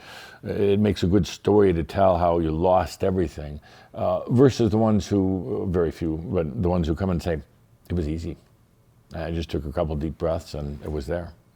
You see, so humans like getting those stories what is together. the difference then between that person that wants it easy and that person that wants it the struggle? I mean, we don't feel that we have a choice sometimes, do we? Where is that easy side? How do you tap into that? No, you just get out of your own way. You allow. That's it. You see, it's not the human's responsibility for enlightenment anyway. It's not, and the human could not do it if they tried, because they're going to humanize it. They're going to put dimensions on it, hierarchy on it. They're going to include power in it. They're going to want to include things like eternal life for the human. They're going to put all the human things on it and really muck it up. So if you want it easy, you take a deep breath and you realize that enlightenment is a natural process. It's going to occur. And you allow it. It's that easy. Then you go out and play the rest of your life. You two things. You allow it to happen. But probably the difficulty comes in when to allow energy to serve you, you see. And to allow the enlightenment is one thing, but then to be, I'm going to call it confidence. It's perhaps not the best word, but to have the confidence that energy serves you, and in abundance, whether abundance is money or physical energy or anything like that, let energy serve you. I've been saying this for hundreds and hundreds of years. But doesn't that only work when you know what you want? Like Jeff knew what he wanted. He wanted this in the end, so he got it. Yes, but if he had chosen a different path, excuse me, I would have preferred a cup of coffee, but water will do. If he had chosen a different path, energy would still be serving him. Energy is serving you right now in a way because all humans really, think they have to work for energy. They have to serve it. So once you shift that paradigm, once you realize energy is here to serve you and you're worthy and you're not going to blow up the world, or you're not going to repeat what you would consider mistakes or bad things in your life, and you let it serve you, then everything changes. This brings up the issue of the law of attraction. Where does that fit into it? The law of attraction is good to a point, but the point is that then the humans get mental, and they're taught to think about what they would like in their lives. Well, most humans actually can't do that. They think about what they don't want in their lives. But then they start thinking, and it gets very mental, and they think they're the ones that are doing it through mental activity, through focus. Mental activity is very low bandwidth, very low energy attractant. You know, the magnet isn't very strong.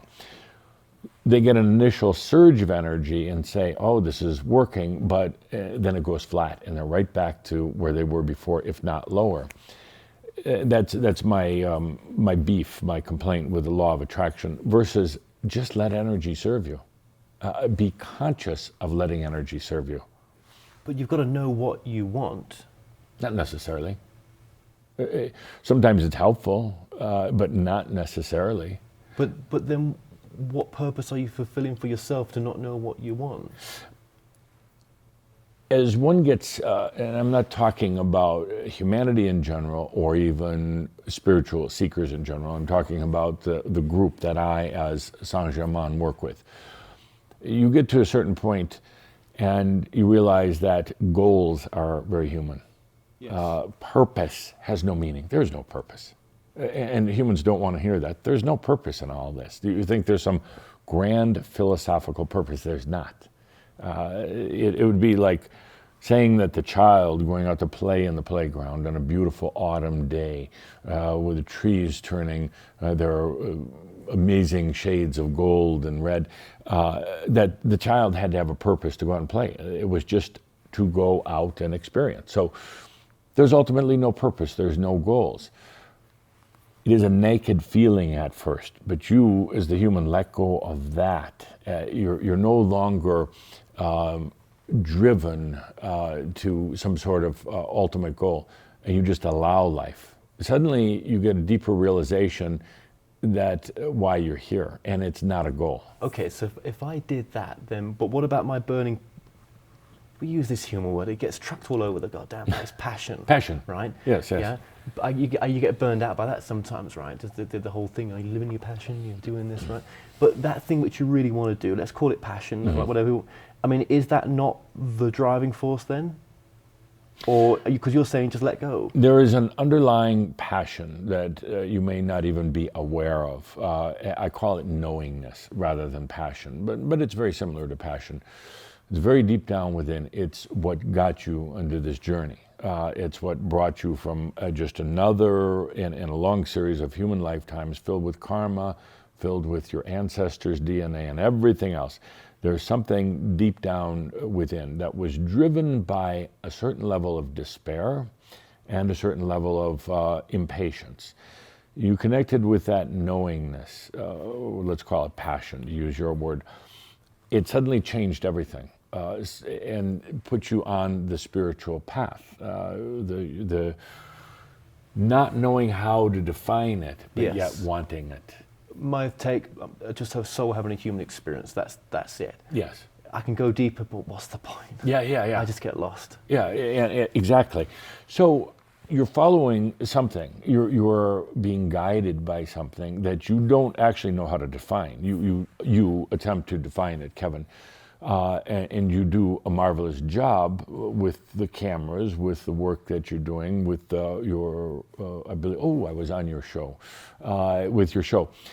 They're all Kevin's attempts to define the journey and then share that with others, and it's wonderful.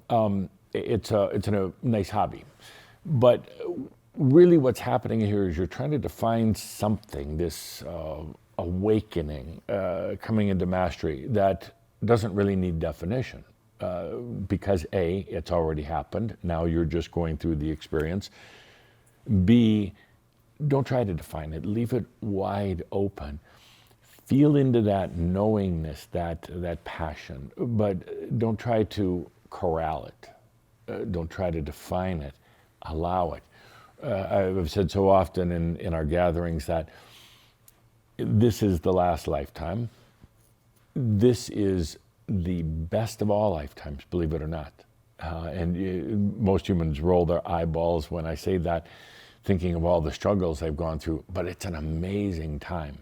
You're never going to have this experience again. You're never going to repeat it, of going from the human condition into the realized human and master and I am. So enjoy it. even if it has its bad days. Even if you're feeling crushed and brutalized by enlightenment. Yeah. Okay, so I walk out the front door tomorrow of my hotel, because that's pretty much what I'm living from just right now. And I say, right, bollocks to it, forget what I thought I wanted to do, just forget everything. Where am I heading to? Well, you're not heading anywhere. You see, it's such a human thing. What's next? What comes next? Suddenly, you're released of all these burdens that of having to do certain things. The burdens of the human having to find enlightenment. I call it the Buddha burden. And suddenly, you're released of all those things. Now, you can just enjoy making films. Or your radio show. You do it from a whole different perspective. No, kind of almost a kind of a smug wisdom.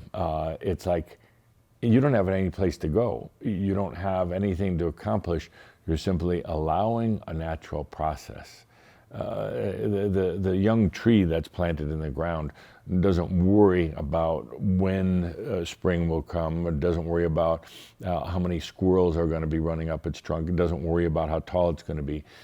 It just allows. It goes through the experience of growing as a tree. And again, I'm not talking about humanity in general. I'm talking very specifically about the group that's here for their embodied mastery.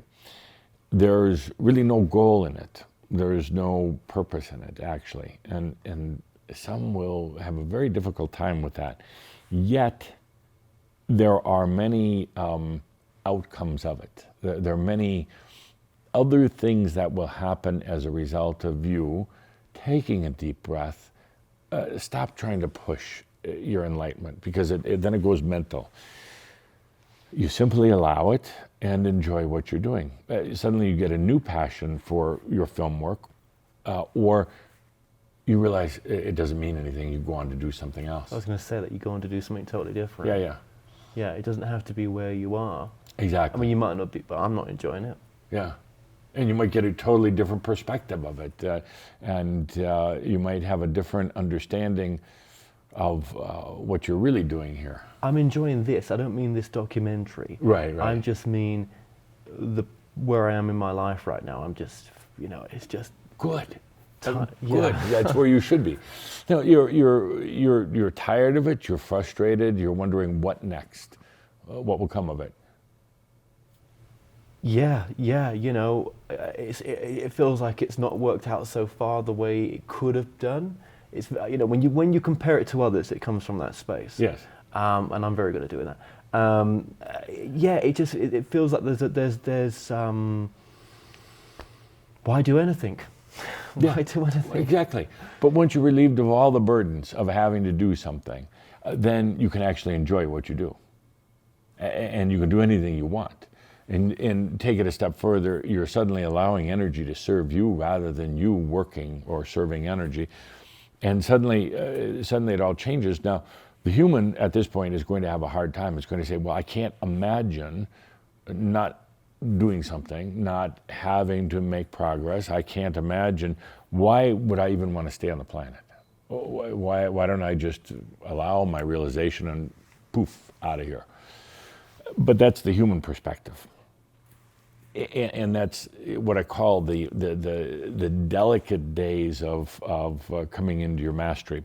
It's shaky, and it's where we have to pay, those who I work with in the other realms, we have to pay a lot of attention to the humans, because you get to this point and oftentimes they do want to just come to the other side. But we know for the most part that it's not a goal, but there is something else you want to experience, and it's not a purpose-driven life. It's a no purpose-driven life, but you want to be here to enjoy the integration of the human, the master, the I am, all together. I call it the body of consciousness. It's everything. It's physical. It's ethereal. You want to do it because in your last lifetime on the planet, you want to complete all that and stay here for a little while. and let yourself experience the things you would never let yourself experience before as a human. Joy, happiness, self-love, a feeling of completion, not quite the right word, but I've done it. I did it. You answered my next question actually, which is what does a master's life look like? And it's all those qualities. Yes. And it might be a very private experience where you just feel those qualities. You know, you may not, have others come and say, oh, you're this and that. It might be you. It's you that's going to come up with that. A master's life is filled with getting up in the morning and having no particular goal or purpose. Not having to do anything that day, but yet the day is very full. The human has a difficult time with that. Because we've got bills to pay, we've got commitments. Yeah, but the master doesn't. The bills just kind of get paid. The master doesn't really know how. And the master doesn't really even know how she makes money. It's just there, but never questions, never looks back, never tries to dissect and to say, now, how is this working? The master is living within the creation and not worrying about how the creation came to be. So the money's there, never more than is needed, never less. The day starts out and the master usually gets up and has a cup of coffee. Something very human. That's why I was hoping for a cup of coffee here. But then suddenly everything starts coming together, and the master may decide to go out and take a short walk and sit on the park bench. But then that's where it gets interesting. Nothing is planned for the day, but suddenly the master's on the park bench, and the right person comes along at the right time, the right situation, and the master it takes great delight in just watching how the play of life is coming to him. At this point, a person comes along who needs a kick in the ass, and the master is happy to do it for them. They come up to the master and start complaining about their life. They don't have enough money, they can't pay their bills, and the master basically turns it back on them. Why not? And the master is not generally the type that is coddling to humans, because the master knows that's one of the worst things for a human. The master says, find it within. Yeah. So, and then the day develops, and the master doesn't worry about where it's going or the meaning or the purpose. The master is in this amazing theatrical production called life, but no longer addicted to it, no longer stuck in it, no longer at the mercy of energy or other people. So the master is kind of like participating in it, but not stuck in it. Wow.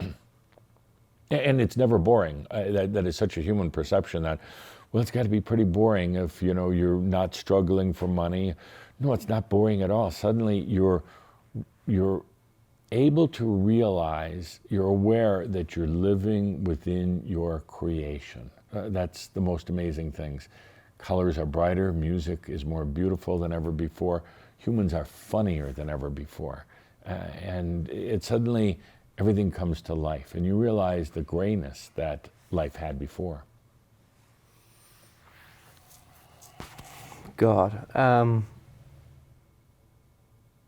And this whole philosophical, spiritual, so much of it's machio, so much of it's searching for one's navel. And for what purpose? Again, to find meaning in life? Well, there is none. And there doesn't need to be. That's a human burden. There's no purpose. The churches and many of the intellects will have you thinking that there is some grand purpose, and with a fallen angel, anything like that.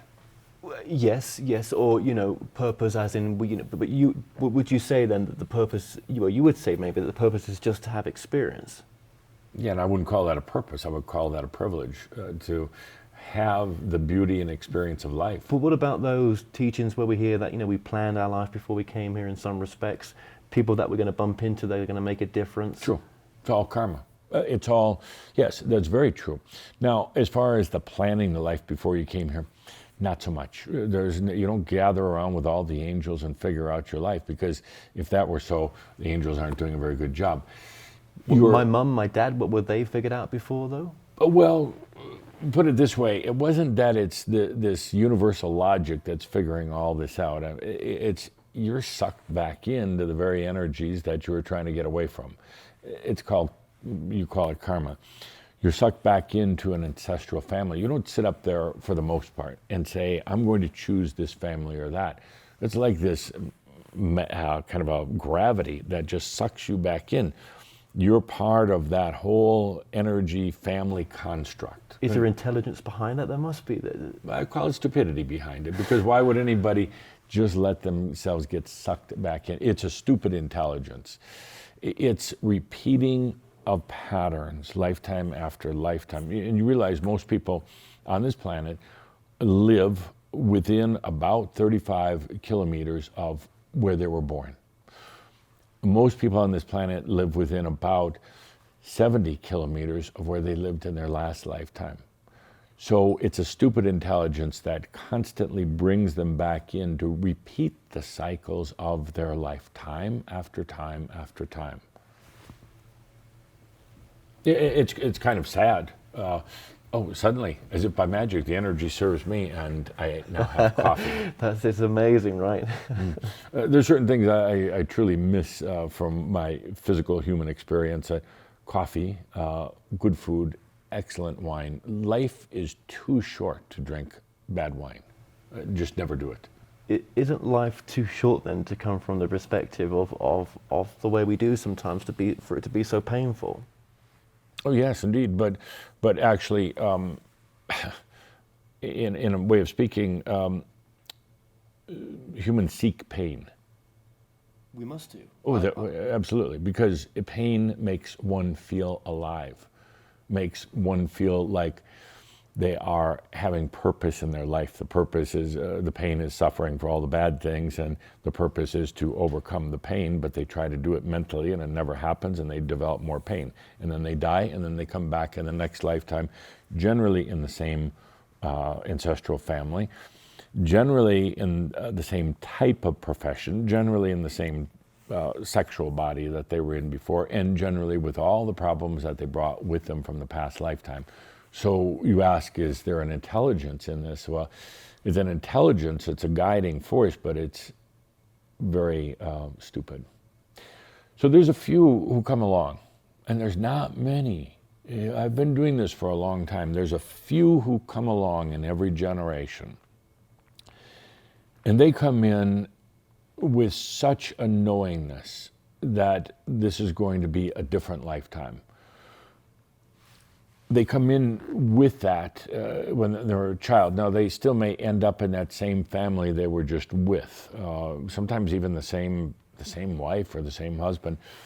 But that knowingness is so strong within them. They don't know how to define it. They can't define it. But that something has to change.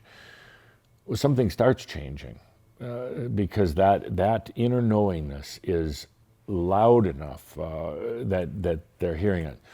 So suddenly, boom, things change. They're into the awakening. And initially awakening is, it's euphoric. And is it the same as listening to the inner voice when it comes through? Yes, in a lot of ways. The initial awakening is euphoric because you realize there is something different. You realize there are other realities. You realize that dreams are more than just the nocturnal churnings of the mind. You suddenly realize there's so much more. But then comes it is time for everything to change. You know, it's funny, I make a study of awakening, that humans go through their awakening and so excited about it, and doors open within them. But then the very thing that they really came to do is make change in their life, then they resist. They resist when their job falls apart, but it was a crappy job. They resist when their partner leaves them, but it was an old karmic partnership. It is not joy. It was maybe comfort, painful comfort. They resist when they have a physical ailment, but sometimes the body is trying to purge itself of all the garbage that it's accumulated. And instead of saying, this is part of my coming to realization, everything's going to change. It's all going to fall apart so that I will have my realization. They resist it. And they talk about how miserable life is then, and about they get depressed and they have no energy and they get sad. And then they call me up. Humans have their mobile phones right now, but they call me up telepathically and want me to make their old life better. Oh, Adamus, if you could just make it so I could have some more money. I say to them, you've got to be kidding, because you'll take that more money and just keep doing more of the things you were doing before. You're just going to continue to energize an old situation. If anything, I'm going to take money from you. So you're not energizing that old situation you're trying to get out of. So sometimes it's taken away from us. Well, I say that jokingly. I don't take away, but I chuckle when you lose sometimes. So what's taken it away from us then? What intelligence is taking it away from us? That knowingness. The knowingness takes it away from us. And it's your knowingness, not that, a broader knowingness. No, it's not the soul. The soul doesn't care, not one bit. It's that inner knowingness that you brought in with you, that you let kind of shine through. So it's kind of a trigger that goes off within us. The inner knowingness goes off. Yes.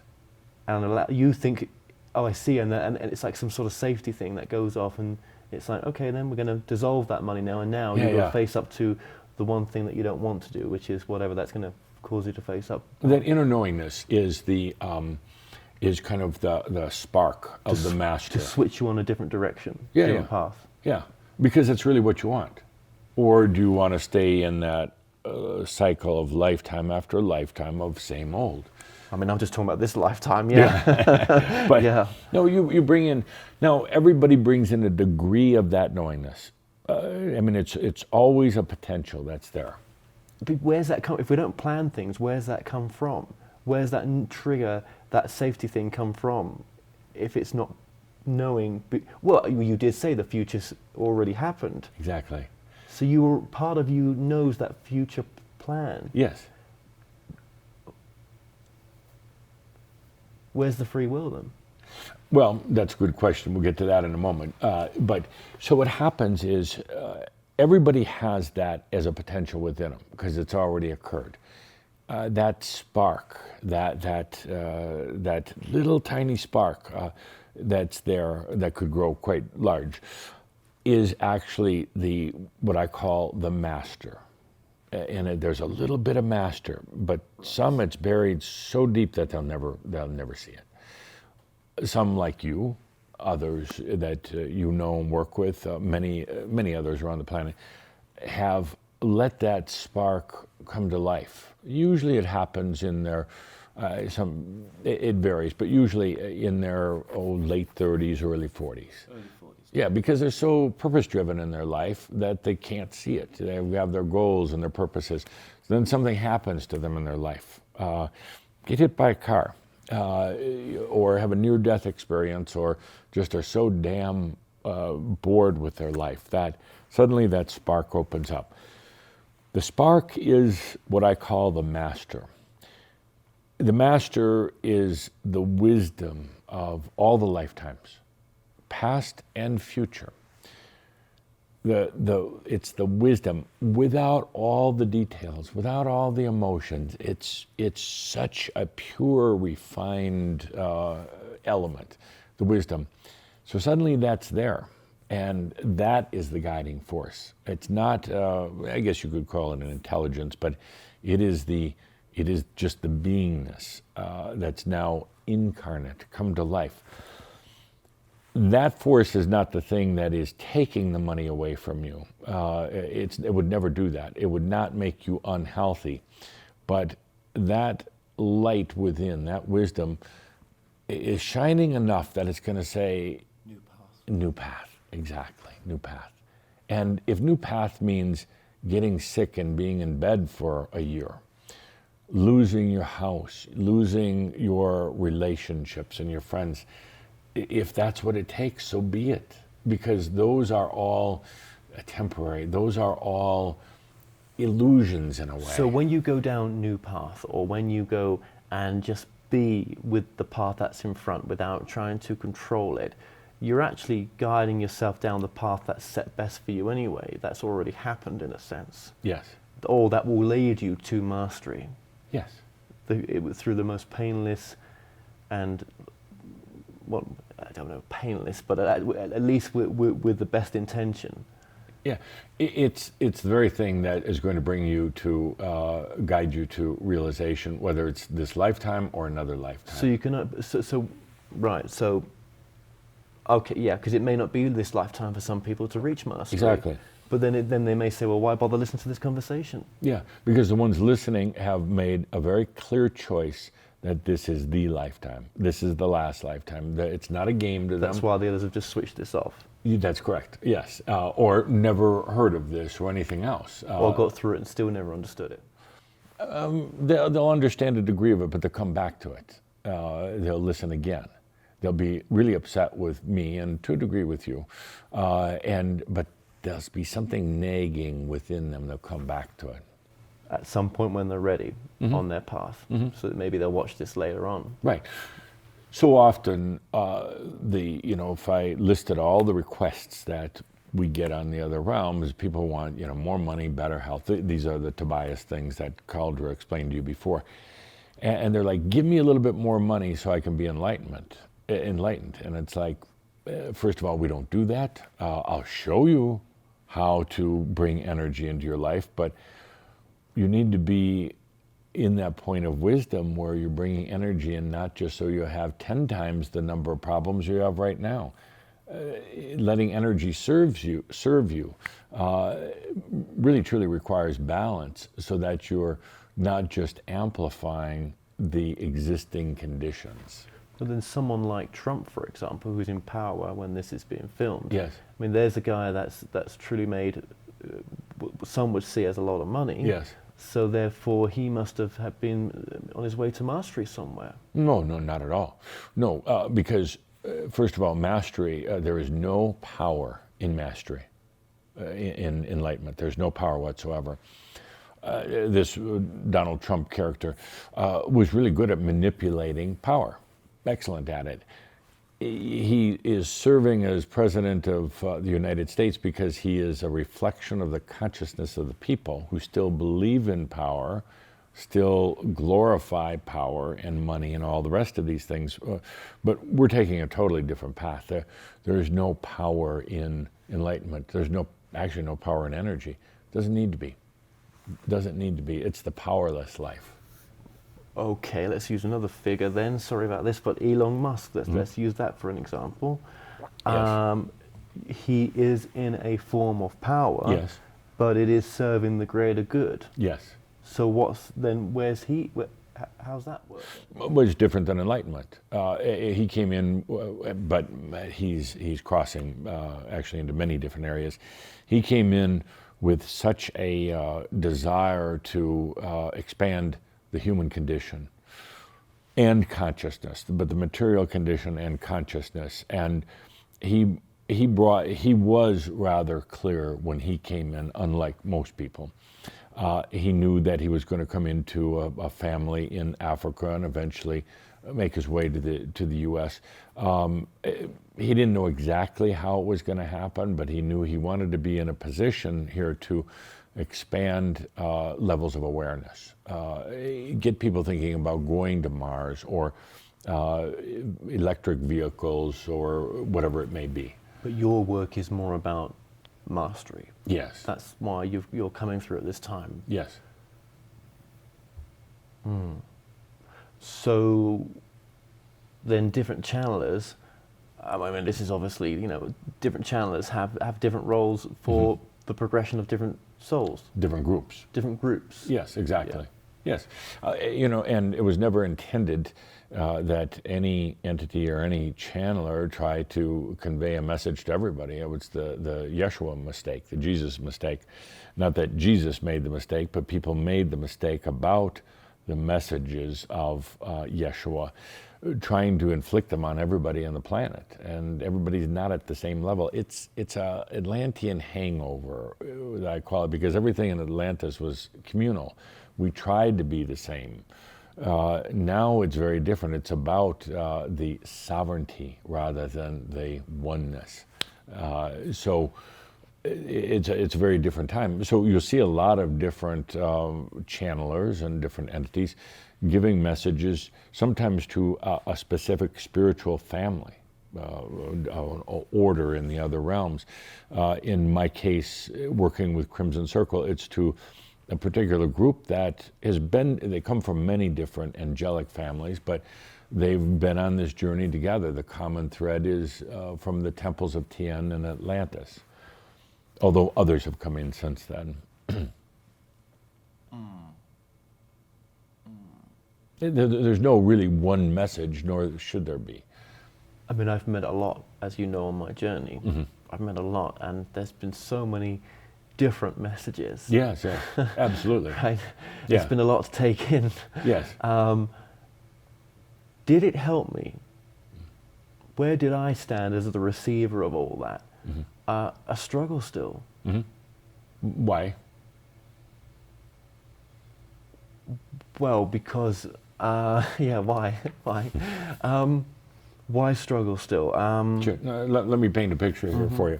So you're doing this work, interviewing and talking to a lot of different channelers, but other humans as well, who are doing the spiritual work. You're right in the middle of it. You're right in the midst of it. And you're helping to communicate messages, helping to distribute them, learning for yourself. But what happens sometimes when you're right in the middle? What if, think of a healer doing all this healing work, they're right in the middle of all this. What happens to them?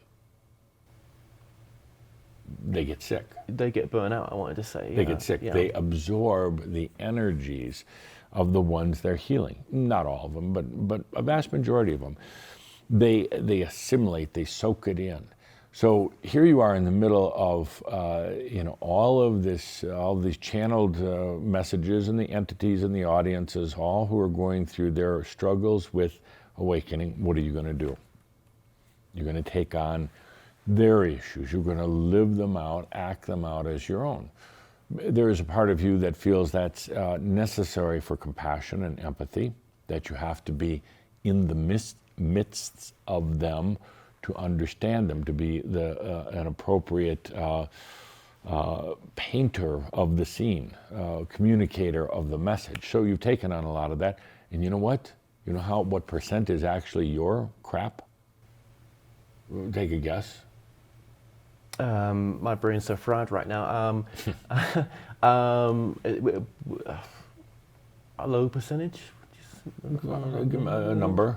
I don't know. I'm so my brain. We have a saying here in the Crimson Circle. You could say anything you want, but you don't say I don't know, because then you have to go sit in the toilet for a little while. And wear the hat. We'll dispense with that, but it's much better to say I have yet to realize the answer.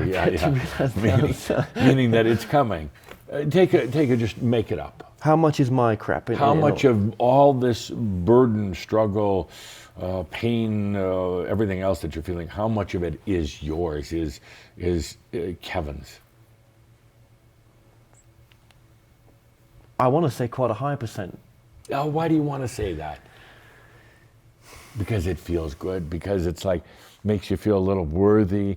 It makes you feel like then you're really experiencing something and doing something, and it makes for good drama. Literally, you've got 2.8% that is actually yours. The rest is not. And what it was, 97.2% is not yours. Is not yours. So you're taking all this on the behalf of all the seekers and all the ones coming into their realization. It's kind of fun for a while, but then you realize, I'm tired of this. It affects you physically, mentally, and everything else. And you say, I don't have to take on their stuff. I can be aware of their stuff. I can be very observant and very in tune with it, but it's not mine. You didn't bring a lot of stuff into this lifetime from a spiritual perspective, from an awakening into mastery perspective, but yet you're playing a great game, an amusing game. Just take a moment here. So take a good deep breath and feel how it's actually the master playing the game. And it's a master game. Because if you could be such a master that you could immerse yourself into everybody else's issues, take them on and feel them to become a better reporter in a way, or at least be more in the whole story, what an amazing mastery that is. But then you snap out of the human condition that says, oh, I've got all these issues and problems. You just snap out of that. You let all that go. Realize it's not yours. It was fun playing with, but it's not yours. You take a deep breath and you go, that was amazing, but maybe we try something else now. Maybe I approach all this work that you're doing, a lot of work, and not a lot of money, I don't see. Not a lot at all. So you're taking on their money issues, their collective money issues. So you say, let's shift. Let's get out of that. Desperate for that. Oh, and it's so easy. Let's get out of that now, because I think I can be in better service by not carrying that burden. I can be in better service by being the master, by having the clarity, by letting energy serve me. Then suddenly you're not running around making films about channelers, entities. Suddenly you're making films about those who really have finally allowed their mastery, that are letting energy serve them, and you're making the master you, or you're now filming and recording the life of other masters. It's a great shift. And some of them may be motivational speakers as well. You know, there's Could be. masters in all sorts of disguises. Yeah. Maybe it's the master that's, you know, had a terrible family and a tragedy and set some foundation up at the end of it and come through the other side. Yeah. But the bottom line is, for you or for many of those watching this, these issues really aren't yours, but you take them on. You live them as they were your own. You almost have a passion for them, and you feel that maybe you weren't really doing your job if you're not feeling the pain of others. But let's shift all that. Let's move into a whole new era. You can still have compassion and awareness, and you can actually do more to help those people who are ready make shifts within themselves by being the master rather than the servant. Anyone watching this as well, and my confusion in this moment with the master is, okay, so I'm not going to plan and think out. Tomorrow I'm going to open my front door. I've got to go plan because I've got to go see someone tomorrow for an interview, right? There has to be some planning, but is it planning without expectations? Yeah, open-end planning, and you know the human still fights for their plans and all the rest of that. One of these days you'll totally let go of that, and I know there's an obligation to go see somebody tomorrow, but what if something changed it so the appointment wasn't going to happen? What does the human do? I'm cool with that. Okay, you wouldn't try to fill it in with something else? Oh. Maybe, probably. Yeah. It's even that letting go. The master goes down to the local coffee shop and gets a really good coffee, maybe gets a newspaper, not to get in the drama, but to actually observe and laugh at the headlines. Goes, finds a nice park bench, and just watches how everything comes to her, or him. You know, that's really the way it is. Everything comes to you. The master just every morning gets up without a plan. A lot of mornings goes and sits on the park bench and watches how everything starts unfolding, coming to the master, versus getting up in the morning, going through your old routine, getting in the car, having to go someplace, having goals and meetings and agendas all day long, and calling that life. I'd rather do it like the master, sitting on the park bench and waiting for everything to come to me. But then they may say they enjoy that. They may, but I hear otherwise from humans who call me up on the celestial hotline and can't stand their lives anymore, want change, are totally unhappy, are breaking down, who now are resorting to these depression medications. Yes, there are some humans who may be enjoying that, but the ones I work with are really ready to let go of that. And you know, we just spoke about, you know, that I've taken a lot on from other people, but everyone's got a unique truth, would you say? Or could you? Everyone meaning every human? Yeah, I guess so. I mean, even you, have you got your, I mean, this is your truth to me, isn't it? Mm-hmm. Yeah, Now- yes. Now, I mean, why should your truth work for me? Because, first of all, I'm a sovereign being. I am an ascended master, gave myself the title, but it seemed appropriate. And I've been working with hundreds of thousands of humans. I have worked with more ascended masters before they were ascended masters than any other ascended master. So, experience. Good answer. But if there's so much that you want to cram in this life sometimes, Yes. and you can't do it all, or can you? What do you want to cram in? We all do. I'm an example of everyone else. You know, we want this, we want that. Well, what do you want to cram in? The things that you think you should be doing, or that you're kind of like, oh, I kind of like that, and I kind of like a bit of So that. where you're headed, where you and others like you're headed is, yes, there is this. And it never happens. Yeah, look, cram it all into this lifetime. And there's the pressure, it's the last lifetime on the planet. Cram it all in. But then all of a sudden you go through the realization none of that was important. None of it really was important. On my last breath, Yeah, or once I've been knocked over by that car, right. and it's Or me time. once we sit here and talk and I'm Because it doesn't need to be distracting that you severe, doing does it? other It doesn't need energy to be things. that severe, does it, to get Yes. knocked over? Yeah, and you suddenly realize that maybe a lot of that wasn't important. They were coming from a limited human perspective. There are things that are much more important, but to the human would seem maybe boring. Just being, sitting on the park bench. Who's paying the bills in that moment? Who's paying? Oh, see, you never have to worry about it. You said that before. Yeah. I mean, you may literally, Calder's, Geoffrey is saying here, yeah, there's a little work you have to do. You have to type on this keypad, you connect with your bank and just move some money. It takes about, 3 minutes to do. Where the money came from, why there's all these big numbers in your bank account, you never worry, you never ask. It's just there.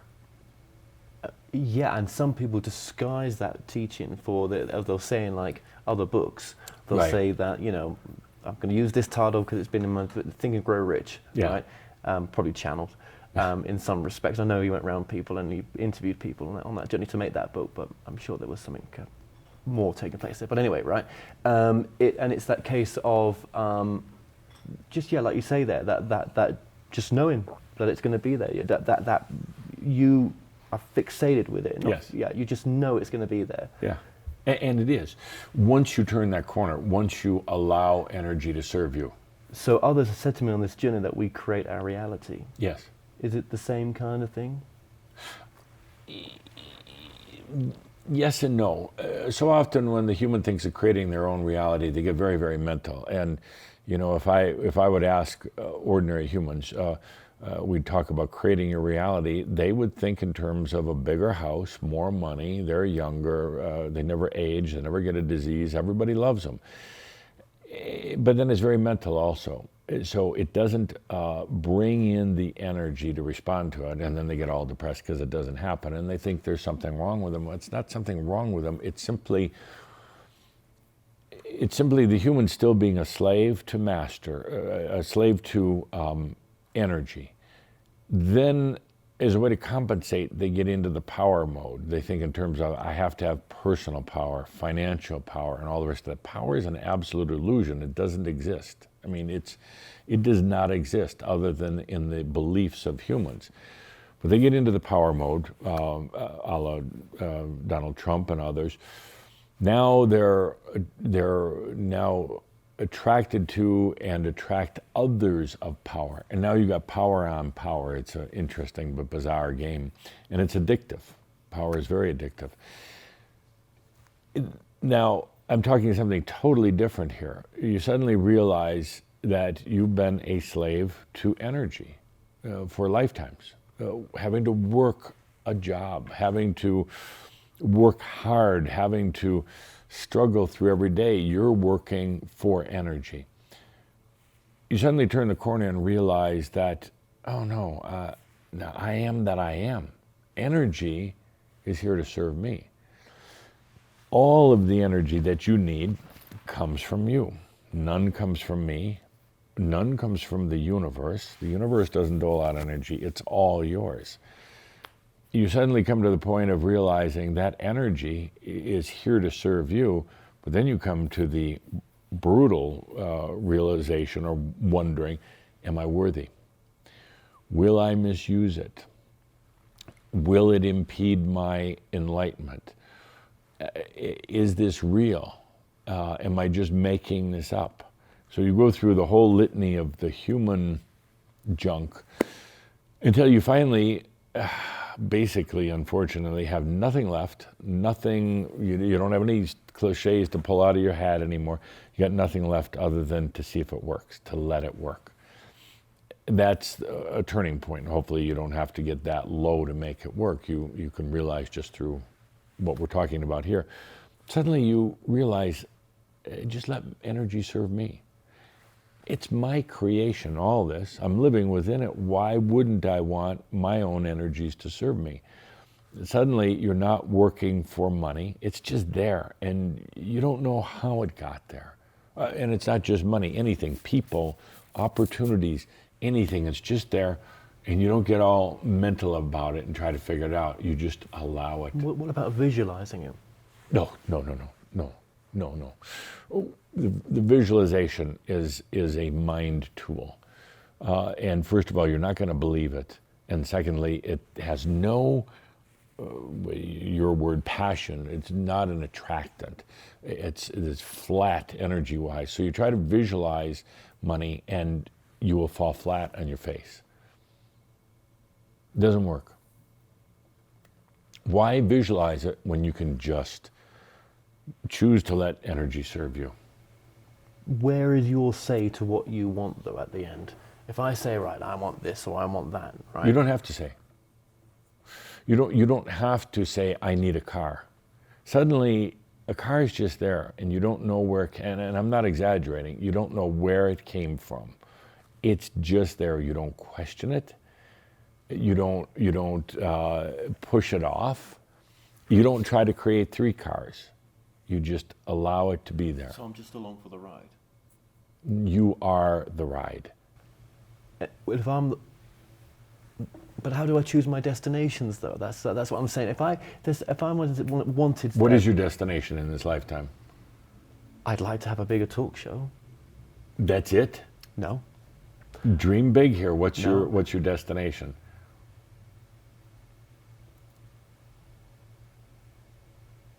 In this human experience? Yes. Yeah, but what about a talk show that affects millions? Why? They don't care. What about a talk show that maybe changes just one? You being that one, an audience that's of one. what it would probably do. You see, a talk show that your humanism amuses me. It's not going to attract millions.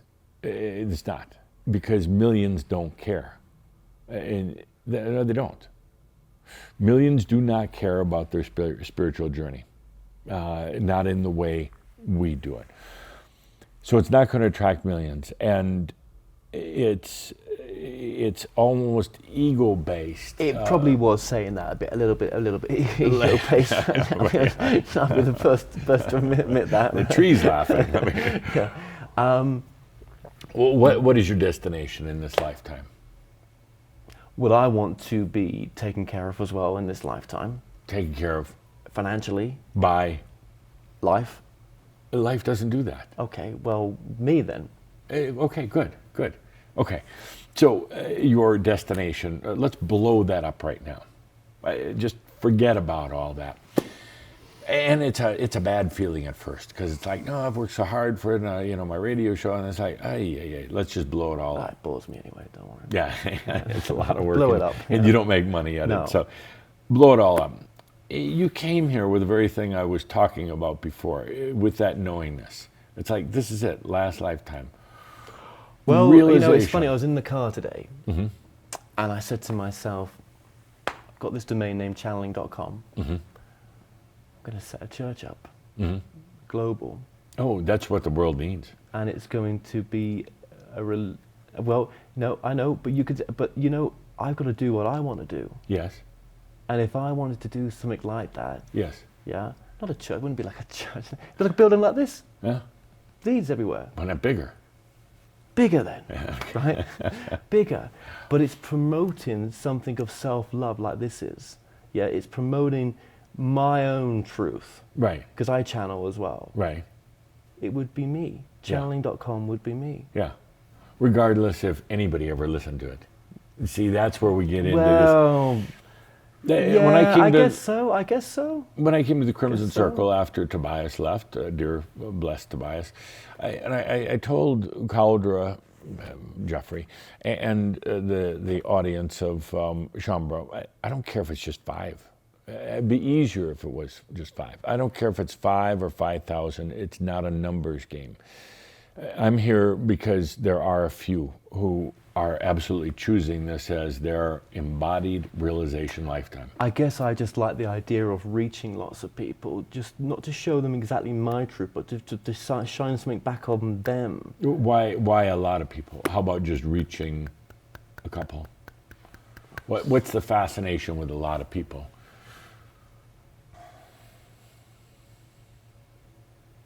Well, maybe. Well, I can't answer that right now. It's yet to be realized, indeed. And no, and I'm not being negative about it. It's a somewhat of a human attribute in wanting, in your last lifetime, you want to make an impression. You want to leave something behind, and nothing wrong with that. But you're going to come to a point. You're at the point, the grinding point, dismal point of. You've had certain aspirations and goals, you've had dreams and desires, and in a way, you have those, and you're in conflict with your own awakening, your own realization. And you're learning the very thing I talked about. You have this spark of the master, the wisdom that doesn't give a hoot about a big worldwide audience. As a matter of fact, the master is probably rolling the eyeballs going, really? You want to bring on all that? You want to. I guess it was a byproduct of what Oprah did. Yes. As a Oprah, teacher. totally different than what you're doing. Well, absolutely, you can't compare. Yeah. But her stage became a classroom. Yeah, absolutely, and has helped millions of people, literally, but at great sacrifice. Great sacrifice to Oprah. I don't know. Yes, no, indeed. I'll give you a few examples here, and you'll start to maybe connect the dots. Steve Jobs, imagine you heard of him. He came in here with almost a dual desire. He came in for his own enlightenment in this lifetime, and that was the number one. Desire, passion, whatever. Not a goal, but just said it's my enlightenment. He came in also with a very strong desire to make a difference on the planet, to bring in the potential of technology into everybody's hands. So now we have these two desires. Now, dear Steve, who I work with still regularly, gave himself, did not follow an ancestral path with his birth, was adopted. To get out of all that, but that caused him a lot of emotional hardships, more than even he realizes. So now he comes in, and at a certain age, he says, "Oh, I'm strong enough. I can do both. I will start this company, which became Apple, and I'm going to have my realization." But as Apple started to grow, and there was money, and there was power, and there was also seeing the transformation that was taking place in the world, his realization, his spiritual path became less and less and less. And it was a deep regret on his part, and he really, truly thought he could do both.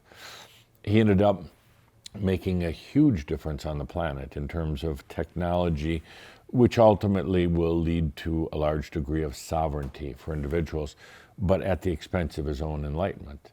He did not allow the enlightenment before he left the planet. He did not have it when he went to the other side. He is an amazing entity, but to be sure, he will find his way back onto the soil of this planet again. Oprah, much the same way. Oprah came in with many, many, many large wounds from past lives, and began acting them out again in this lifetime, in her early years, but then made a conscious choice. She said, I'm going to literally act them out. I'm going to get into acting, and to help me understand that all of this is just a great big theater anyway. She brought in a very, very pure spiritual basis to herself when she came in, and she's now been able to put a lot of that together, but at the sacrifice of her own realization. And yes, she has now on her resume that she's affected millions, billions around the world, but there is a sadness about her own realization. So, well, that she could have took it further. Yes, she is literally being such a servant to others now that she's in a situation that her own realization will not occur. She will be wise in many ways, but I'm talking about the actual final integration of all the human aspects and the master and the I am together. And it was it's a sacrifice. So her feet again will walk the human soil, as wise as she is. So you talk about wanting to affect millions, and but like, yeah, I mean, maybe was that the wrong thing to say in the moment? Maybe I'm. no, it wasn't. It was more. You know, I enjoyed the kind of shows that she did. Yes. Where it was real life inspirational. You know, I've been through abuse. Let's share that story. Yes. I've come out the other side of this tragedy of losing my daughter. Let's share this story and let's see the person that I've become. Yes. Yes. Now, but how about now? I'm not saying that's my path. I'm just saying I do like those kind of things. Indeed. But how about a different show? Because everybody's tried to imitate Oprah. Yeah. And there's only one Oprah. But how about a whole new show, the Kevin Show? And in this show, there is a truly enlightened master sitting in the chair, and sharing stories. Sharing life and saying, hey, I did it, it's possible. And not going out and touching millions, because millions really wouldn't care anyway, but starring in your own show about your own life, about your realization, telling some of the stories about how you got there, and then inviting some other realized masters onto the stage with you, and pretty soon, whole stage filled with a lot of enlightened masters. So no longer trying to heal the wounds, as Oprah does such a fine job with doing, but now saying the standards are here. We made it, and you could too. I don't know how much that fills me with a purpose, like a joy-filled, purpose-filled. There's no passion. No passion, because the human is still jumping in the way and humanizing this. But in the next few months, suddenly something will go off within you, and you'll go, now I get it. I realize. Okay.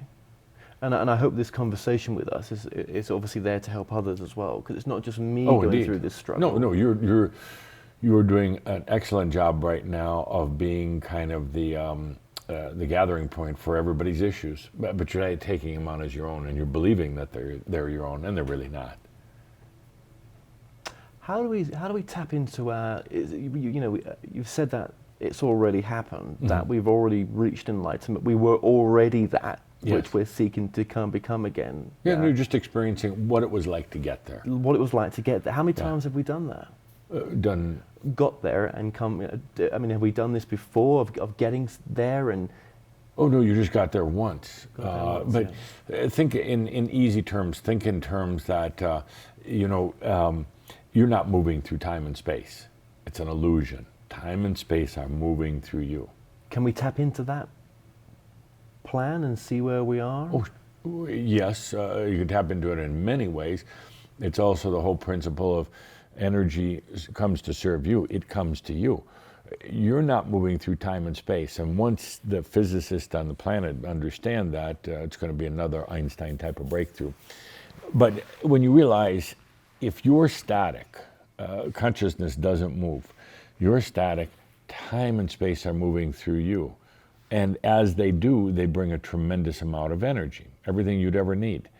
But when the human perceives that they're having to struggle through time and space, well, then it's going to seem not a lot of energy.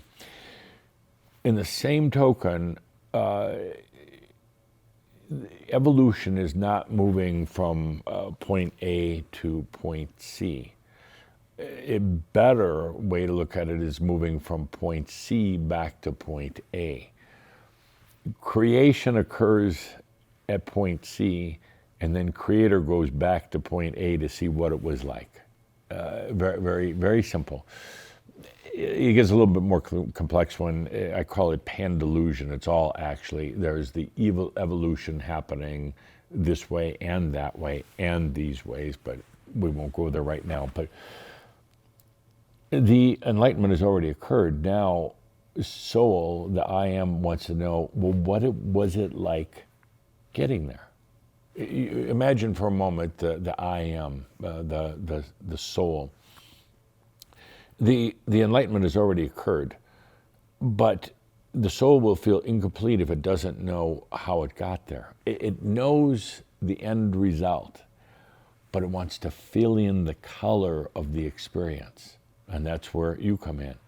What was it like getting there? What was it like going through all the trials and tribulations? What was it like getting involved in interviewing spiritual teachers and channelers? What was it like now kind of being the gathering point of other people's challenges, allowing yourself to be that focal point of their challenges? It wasn't even yours so much. And what was it like coming to those aha moments along the way?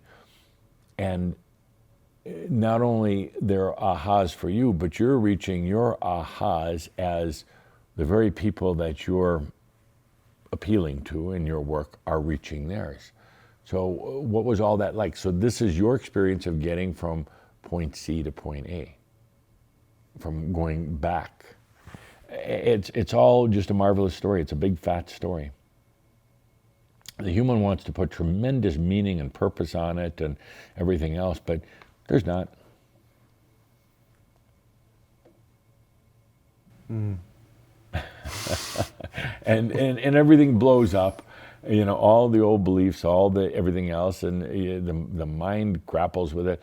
But then one day you realize, oh, it's so simple. It really is so simple. And just allow.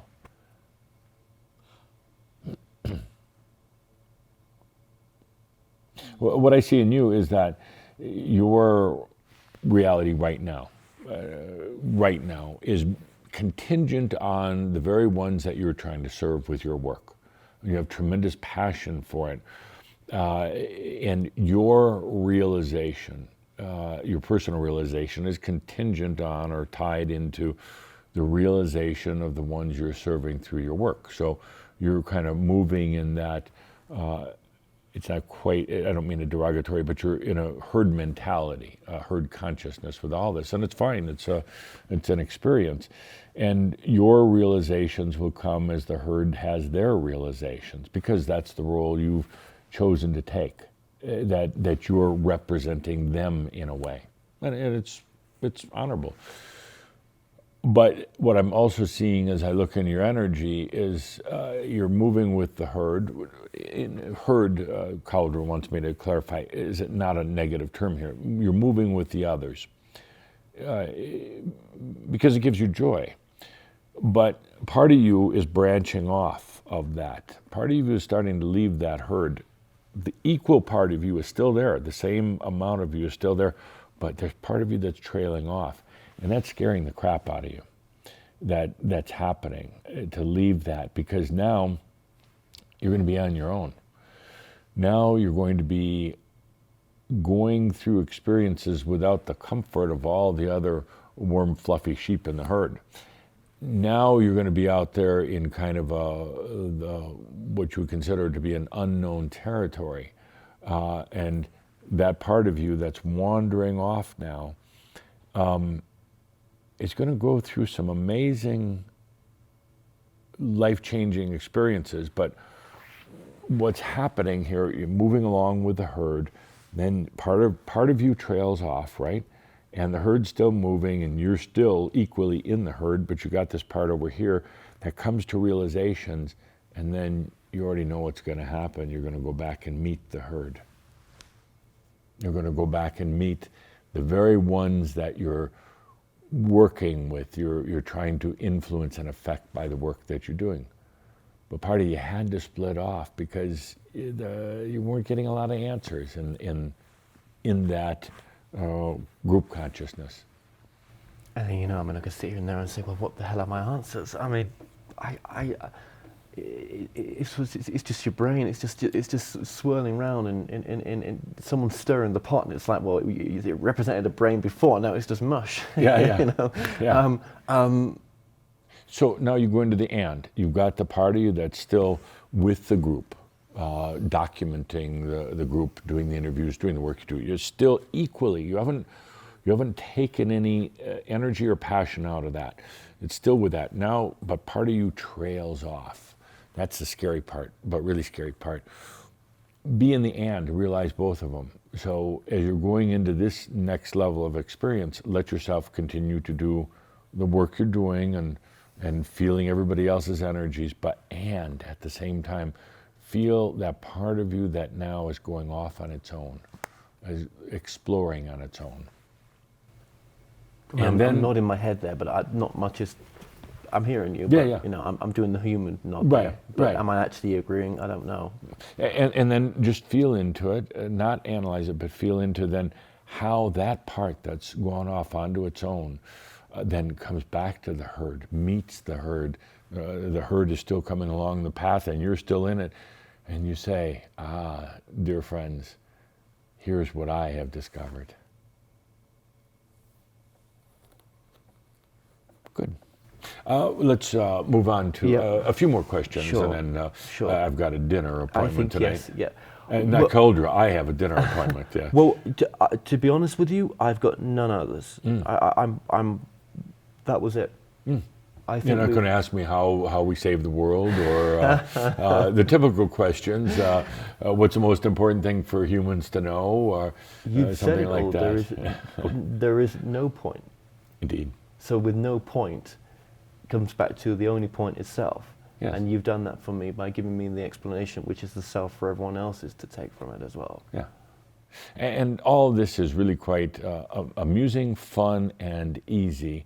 And for anybody that is not agreeing with me right now and cussing me out, you're having a fun time with the stories that you're in. The only thing I ask is, instead of feeling that you're trapped in them, go into the and, like I just said. Part of you trails off, and you realize that the story kind of is fun. The near-death experiences, the lack of funds to pay your bills, it's kind of an interesting story up to a point. And now you get to the point where you realize that all that can shift, all that can change, and it's really quite easy.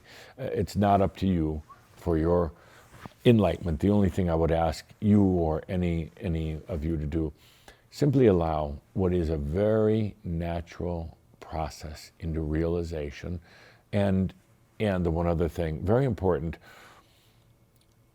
start feeling this new perspective of letting energy serve you. And the human mind will go, of course, and I always will, but it never does. No, you're still a slave to energy. Start really feeling what it would be like for energy to serve you, for time and space to flow through you rather than you going through time and space, for the future to come here and serve you rather than you constantly searching for the future. It's an entire shift of energy. I almost want to say the words, you become a master. Absolutely. Or re-remember the master within. Yeah. Yeah. Well, and it's not even re-remembering, because the master, as you would remember, would be different than the one that you are becoming. Very different. Right. But allow energies to serve you from now on. Just etch that into your thought process. I allow energies to serve me. And so it is. I am that I am, Adamus of Sovereign Domain. Thank you.